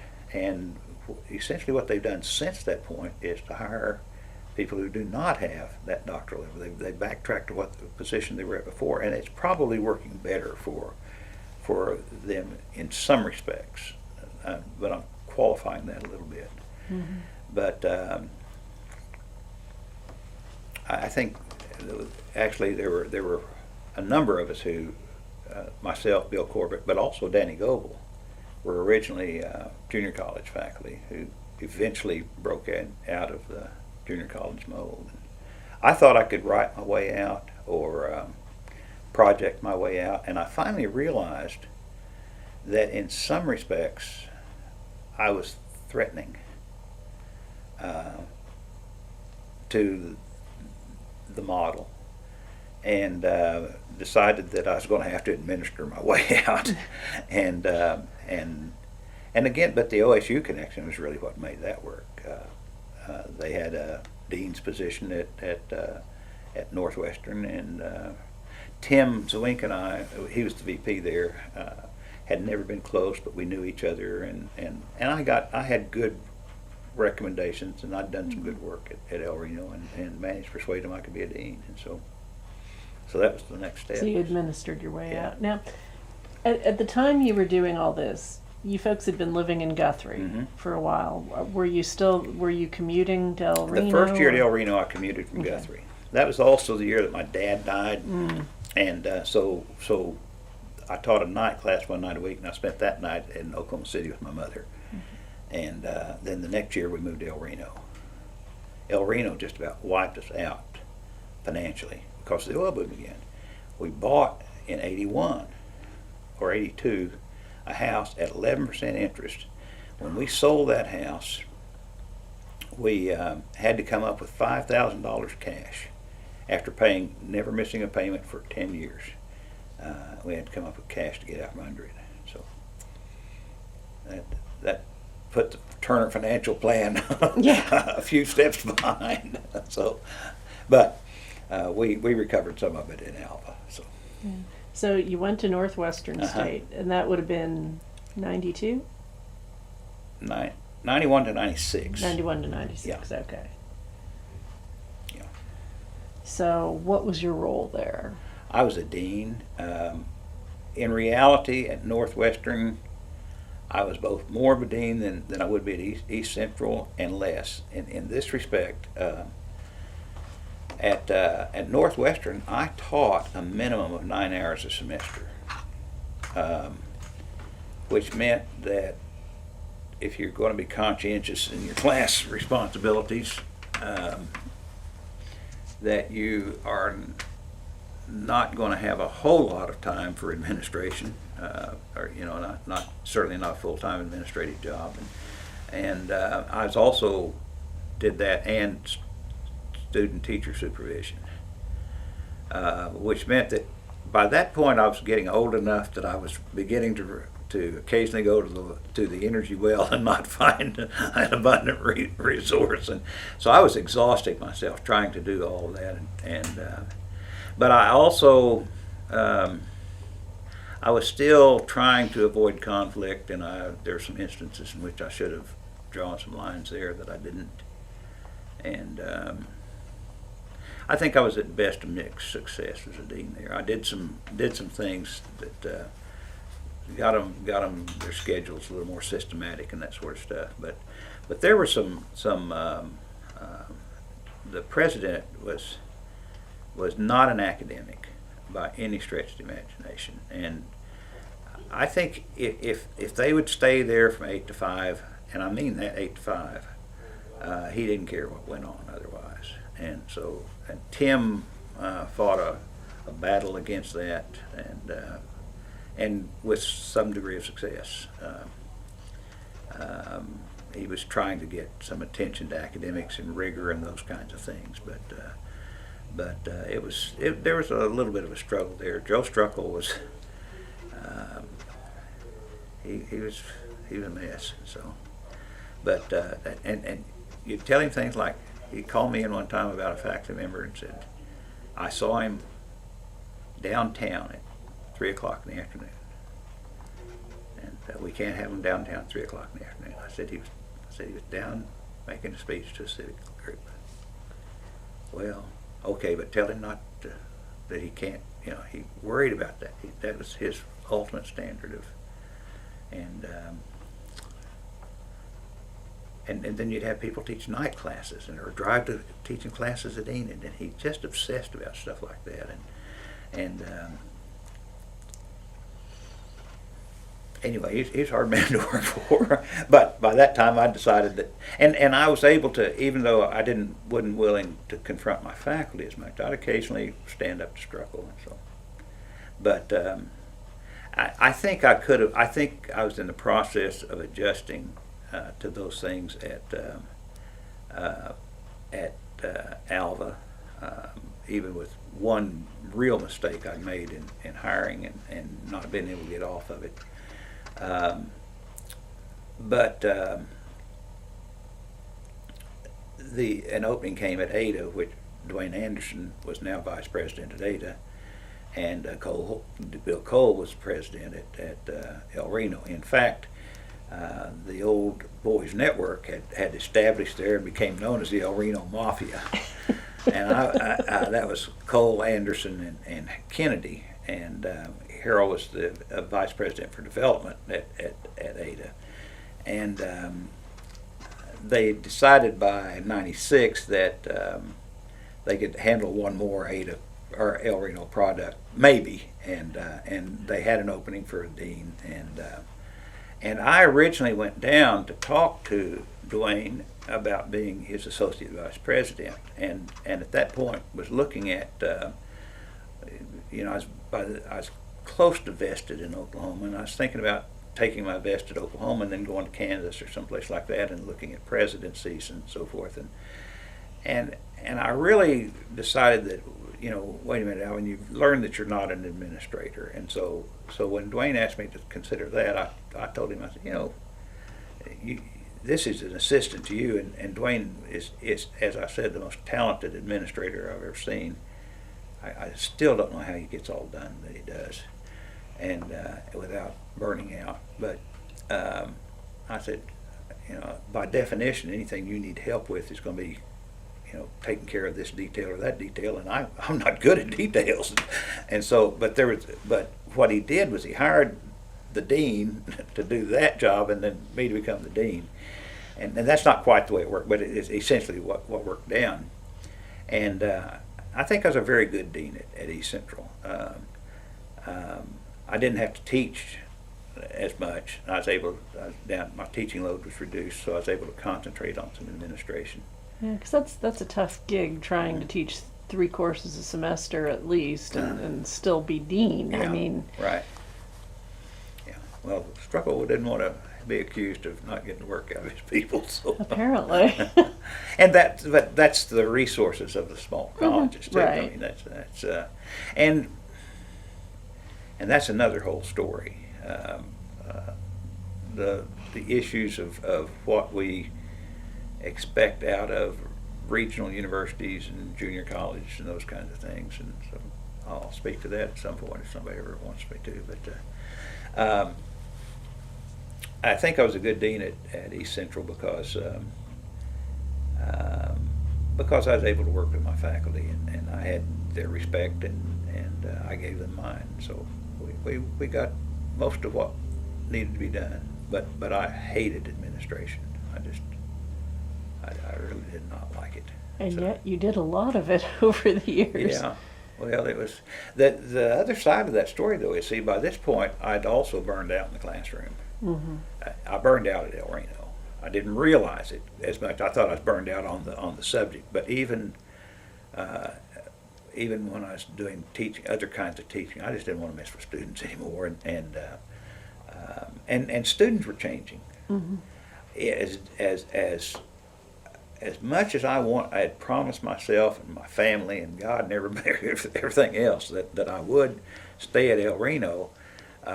What really allowed me to do that was an infusion of women in the 70s or in the 80s who were coming back to higher education, and they turned out to be the kind of students that encouraged me to teach, and in fact, when I think about college faculty like to think about their legacy in terms of their students, I tend to think of some of those women that came through El Reno Junior College, and so. Mm-hmm. What other changes have you seen across your career in terms of the students coming in? Have you seen other either demographic changes or changes in preparation? Oh yeah, yeah. But it is not academic preparation as much as it is attitudinal. I just don't. You know, anybody who went through higher education in the past knows instances in which people said they threw down their book, said they're never going to read another one, and that was the first one they'd ever read, and they got through with their gentleman's C's and those kinds of things. I'm not saying that it was all perfect in the past, but there was a respect for learning and demands and rigor and those things that is just not there anymore in the contemporary populace, and they're not going to do it. And in fairness to them, it may be that they are representative of one of those paradigm shifts in which we reconfigure knowledge, in which we redefine knowledge. When books came out, there were people who were worried that civilization was going to hell in a handbasket because people weren't memorizing sources anymore. And the kind of knowledge that we valued may not be, but it is not valued.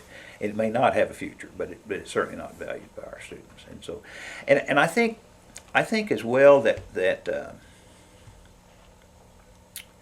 speaking as a working class kid who went to higher education, first generation, my dad had not finished high school, and most of his family had not.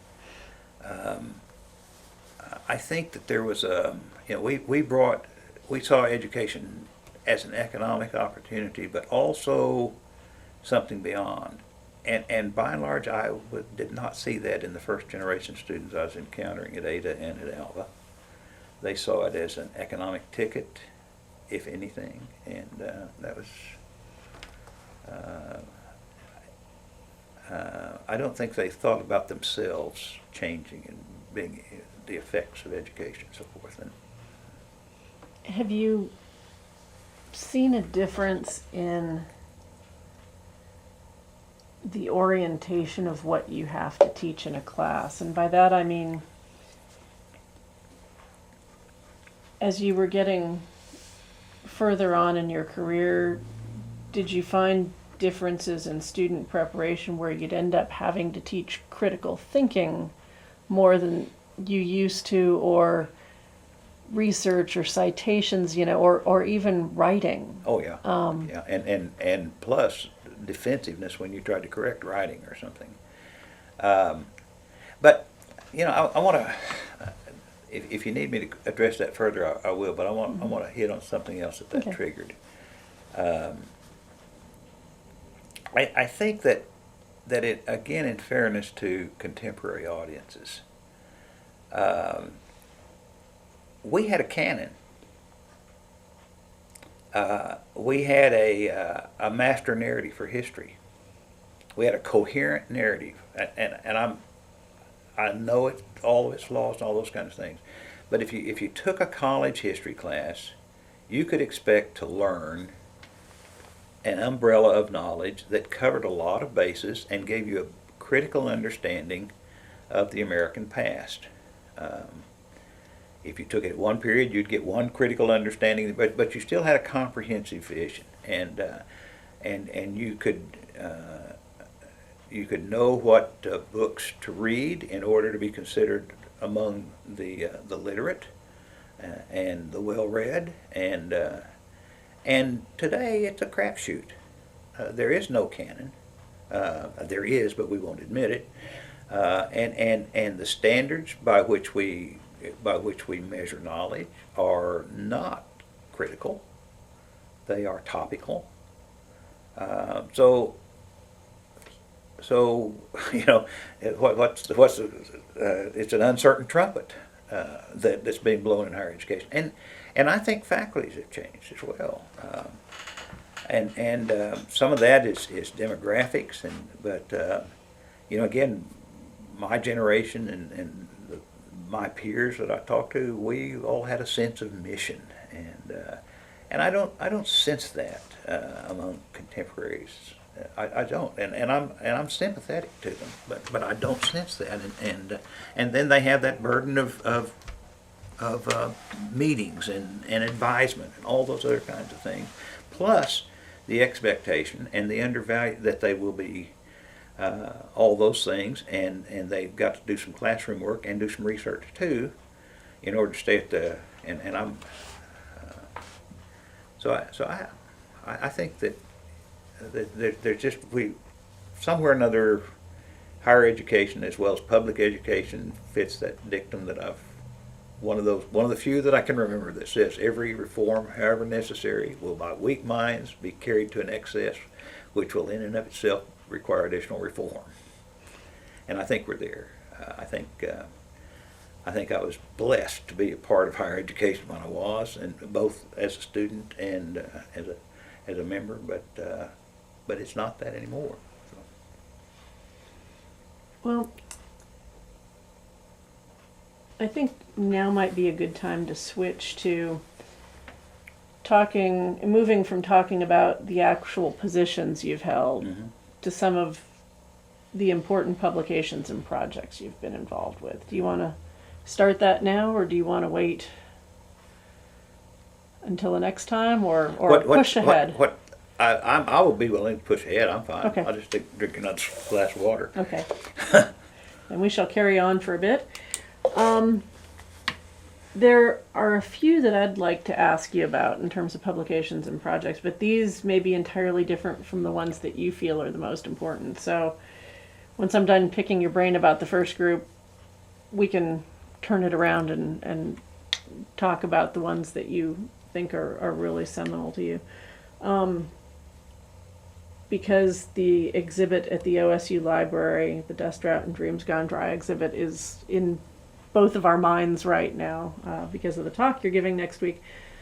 Your work editing Carolyn Henderson's Letters from the Dust Bowl is kind of in the forefront.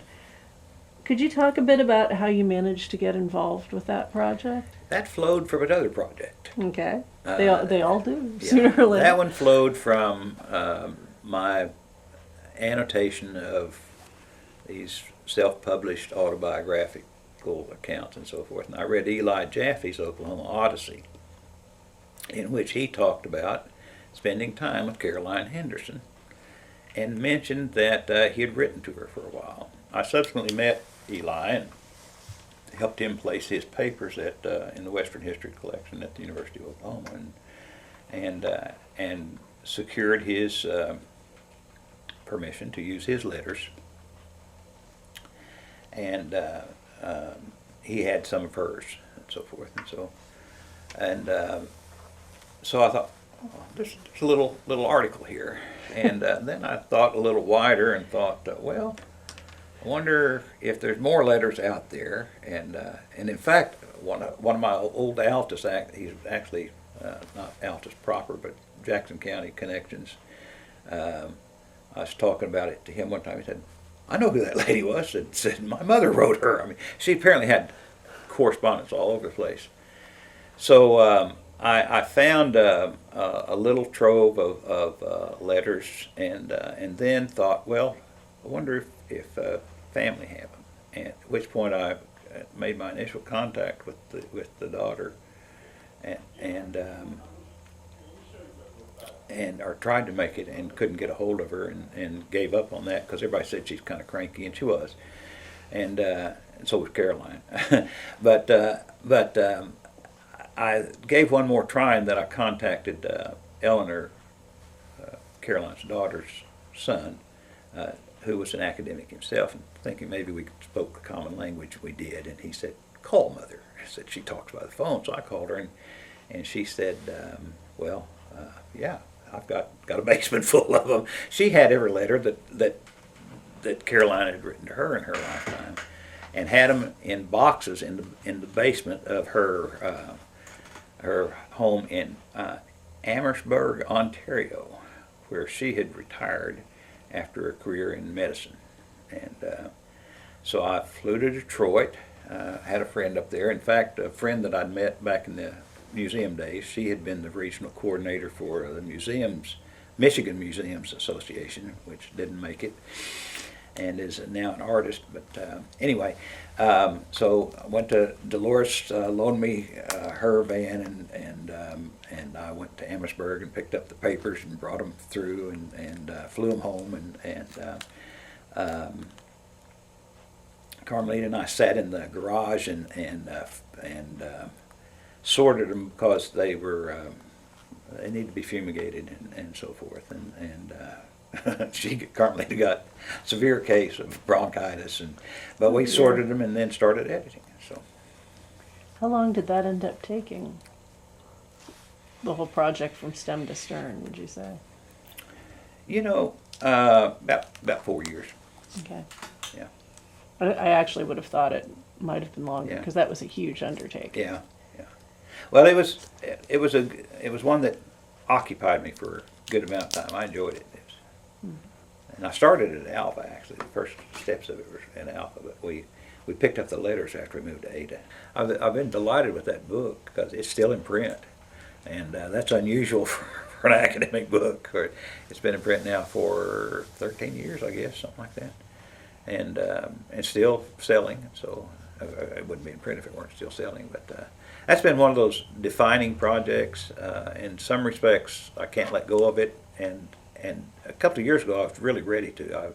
Again, this repetition business, I'd lectured about Carolina all over the state, and I started talking about it, and then got kind of revitalized with the exhibit and with the Dust Bowl presentation, the Ken Burns project, which I think you know that I had some objections to that. I was involved in it because they incorporated a lot of the material from Carolina, but I disagreed fundamentally with the guilt trip. I just think it's wrong. But Do you want to let's talk about that a well, little? I Pull that think out a little bit. I argue perhaps a little wider than I needed to in the article that I had in the recent Chronicles of Oklahoma. But the essential problem is that it's the position that they took was a hard line declensionist narrative about how everything was destroyed by greed and capitalism and all those kinds of things. And I'm speaking to my congregation. I spoke to my congregation last Sunday, and I told them that we think of capitalism as being one of the great boons to mankind, and it is, but it's also a destructive force. So I'm not worried about arguing with Dr. Worcester on that point, but there's more to the narrative than that, including the fact that there have been worse dust bowls in prehistory before humans ever had contact with the region. I think that the Burns narrative at best simplified a very complex development, and perhaps more problematic, I think that it perpetuated a misunderstanding of both the political process, but also the process by which we get anything solved, but also the understanding of the regional problem. I think that we have to address the problem of drought and water table depletion, and the narrative that they follow tends to say that I don't think they're dealing with that, and it's so anyway that was a little bit of an argument there. So Well, for as long as some of his documentaries have been on subjects that, at least on the face, would seem to be considerably more shallow, it was very short for a Ken Burns documentary at 4 hours. Yes, I think that's it, and part of it is that they didn't want to deal with the complexity of it, and I said something a while ago that I'm sympathetic to a documentary maker. I mean, why? You need to tell a story, and if you do all this all on the other hand stuff, and what you wind up with is incoherence, and I think that's to some extent what's happened to history. But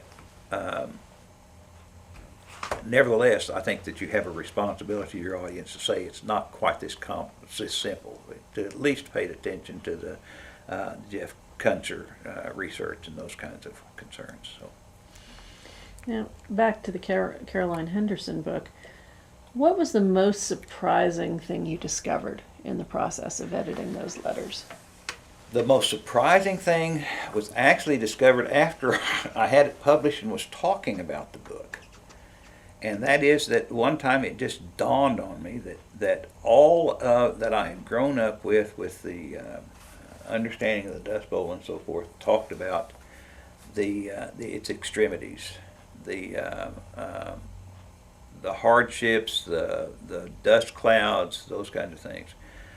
What I got to looking at from my own writing, but nevertheless, what I got to looking at was not the peaks, but the length, the duration. 80 storms like that a year, as opposed, one giant norther is what people talk about, or one giant cloud, Black Sunday or something like that. But 80 a year for 4 years. And you have a good year in which there's only 40, and some of those last 3 or 4 days, and you think, how long does that go on? And just the sheer wear and tear of that, I think, was something that became more pressed upon me as I talked about the book as opposed to putting it together. Well, and it's interesting because we've talked a little bit about the interviews that Jennifer and Stephen Kite and Shelley Lemons did for the Dust Drought and Dreams Gone Dry Oral History Project, and the fact that these people, when they were doing those interviews, were on the far side of it. Mm-hmm. They were looking back in retrospect. But when you're looking at the Caroline Henderson letters, she's in the middle of all this. Yes. What is besides the timeline, of course, and knowing the outcome, what do you think some of the inherent differences are with that? Well, I think you capture a sense of the fear, that sense of they don't know how it's going to come out. Mm-hmm. That's in any narrative from this point, you know how it ends. They did not know how it was going to end. They had no assurance that next year would not be worse, that they would be able to survive. And I think that is what comes out in that up close and personal kind of history that which has a value of its own, and a very important one. Do you think that Caroline Henderson ever really managed to get past that fear once the Dust Bowl was over? No, every biographer suffers to some degree, I think, from biographer's disease, which you fall in love with your subject and so forth.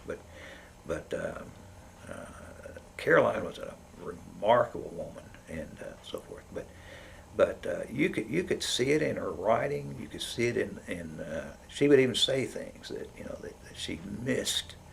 The days of forward-looking thoughts, that she had lost something fundamental in those years, and it was that sense of hope, and that's in some respects, I think, the worst thing that can happen to a person, and she definitely never completely reclaimed that, and with some justification. She had learned that land was not going to be what she had hoped it to be. So. What was, for you, what was your biggest takeaway from that project?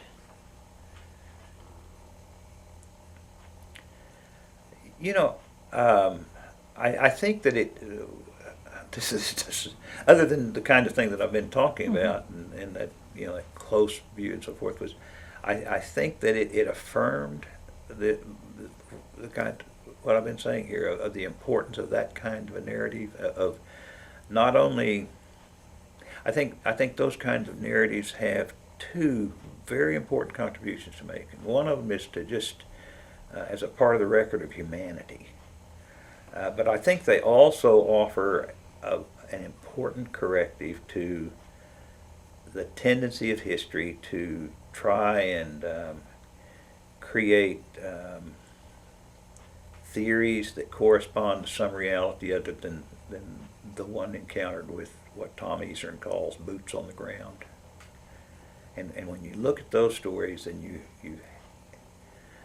you can explain them away if you want to, but at some point you've got to deal with it. This is what these people thought. This is what they felt. Just one illustration of that. I will guarantee you that you can find it in textbooks and in college lectures to this day about the Jeffersonian vision was something made up by a generation of historians and so forth, and popularizers in the late 19th century and so forth. Caroline Henderson believed in it. She wrote about it expressly. That's who she was. She was shaped by that, and this is not something that's made up. It's just, and so it challenges this tendency of the academic mind to explain things away in terms of some other framework and something. So. Well, and I think in some respects there's a push towards, with research, there's always a push towards generalization. Yeah, exactly. And when you're dealing with first-person accounts, you can see sometimes the general and the specific. Uh-huh. But I guess this is a good jumping-off point to talk a little bit about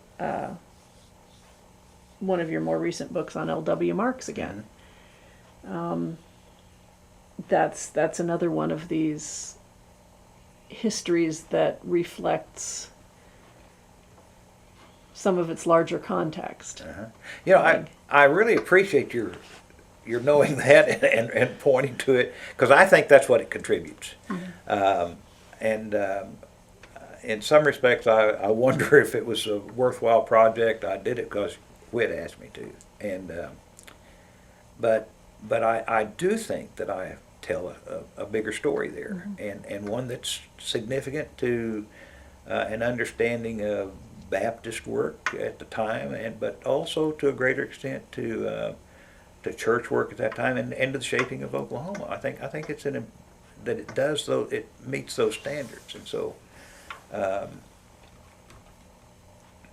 it's I don't know if that sold 100 copies.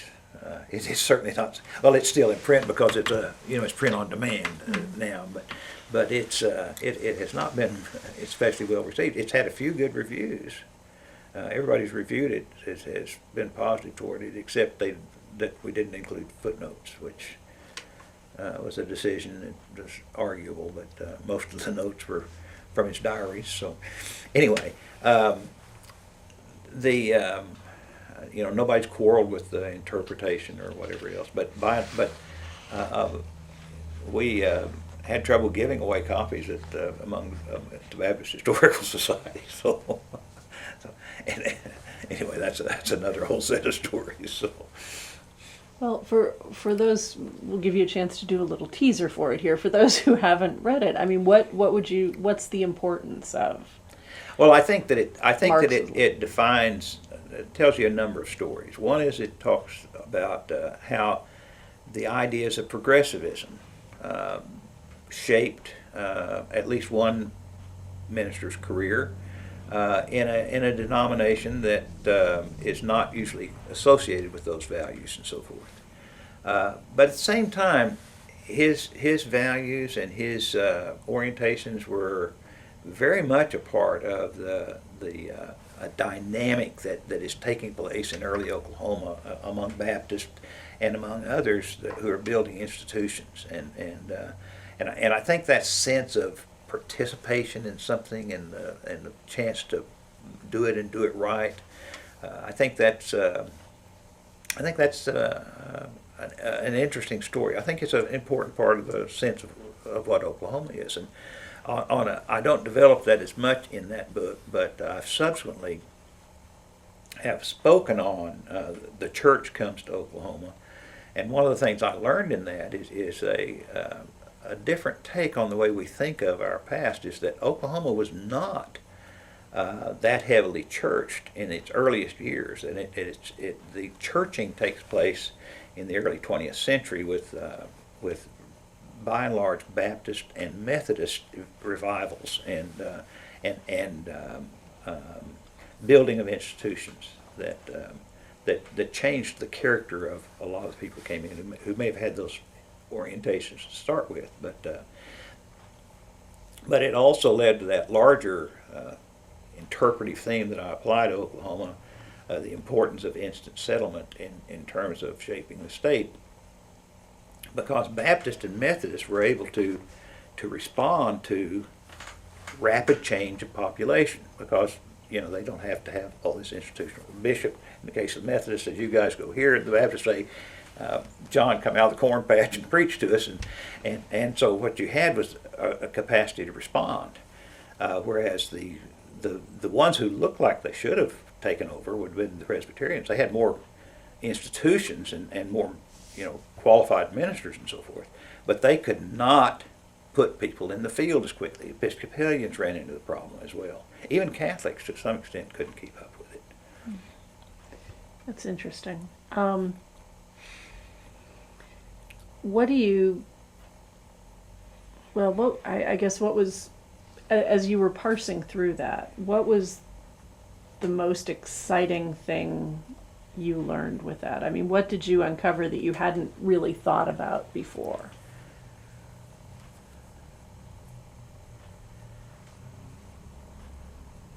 Well, I think that maybe it's something I've thought about before, but I got affirmed, and that is that one of the reasons that book has not been particularly well received in Baptist circles is I used a term that had a meaning that is controversial, and that's progressive. And it meant one thing when Marx was doing it; it means something else today. And I addressed that, but the words don't matter. The title sticks out. But that's another way of saying that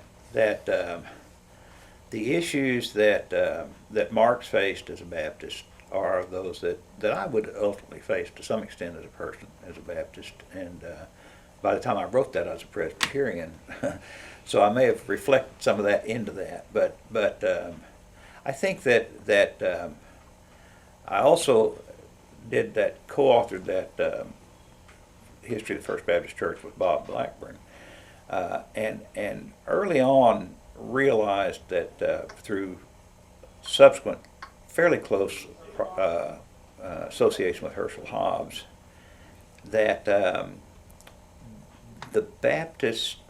Southern Baptist movement, as I knew it, was always held together by a very fragile bond. There was always a tension between the progressive element and the other, however you define that. And Marx represented it to a certain extent in a different way Herschel Hobbs did. So. Okay. Well, you're not just an expert in prose, but also poetry. And I understand you have a number of poetry, a number of poems and poetry work out there, but the one I think is most interesting because of its historic ties is The Hanging Men, or His Hanging Men. How did that come about? It actually came about from some of the earlier poetry efforts, and two streams coming together, and that is that I'd always played with poetry. When I was in school, I wrote sonnets and memorized sonnets, thinking I might be able to get a date. And that's high school days. And but I wrote a lot for Carmelita in the early years, and she didn't particularly care for poetry. So, but anyway, I'd always played around with it and done some doggerel and occasionally. But I did an oral history project at Altus in the 80s, Southwest Oral History Project, in which I interviewed, I don't remember how many people, 20 maybe. And I thought about writing up articles, and I finally decided that I could tell some of those stories better in verse. And so I compiled that into that first little chapbook I put together. I don't remember the name of it right now. And then but one of the stories I grew up with was the story of the Eight Hanging. My grandmother, who was one of the dominant influences in my life, maternal grandmother, and her family lived in Ada at the time of the hanging. And according to the family story, my Uncle Alvin, for whom I'm named, discovered the hanging. And there's a lot of evidence that supports that. Everybody's got their own story, but I've never found the smoking gun that says that, but there's a lot of internal evidence that goes with that. So I grew up with the story and felt a kind of ownership for it. But that's not the kind of thing that academics write about. It's more popular, and I don't have those kinds of skills or that inclination either.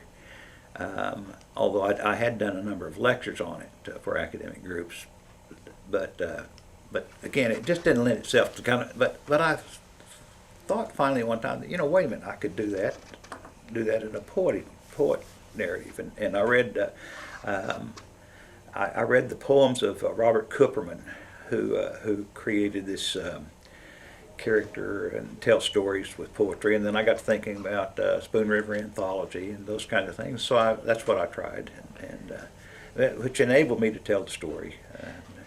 Yeah, one of the things I was thinking of, in poetry, I think we're often trying to connect a little more on an emotional level than we are when we're writing history. Yes. How did that complicate the process for you? Or did it uncomplicate the process? Well, that story, one way or another, was going to complicate itself because it asks some real questions about justice, about executions, about long-term, the consequences of historical action and so forth. You have asked every other one, what did I learn, or what the story that came out of that just still occasionally bothers me to think about is and it's reflected in one of the poems, but on one of the anniversaries of the hanging, I think it's 2009.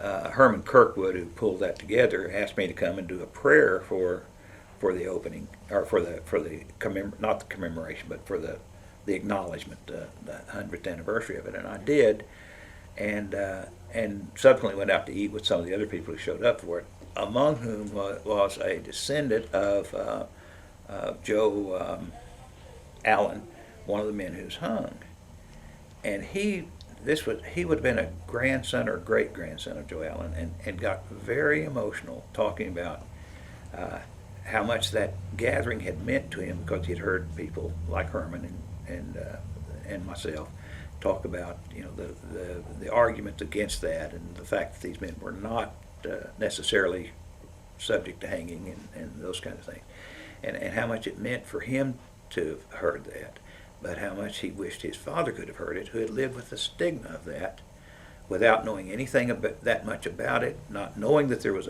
another side of the story, or maybe not having any confirmation of that, and how much that had rolled through a family for 3 or 4 generations. So. Okay.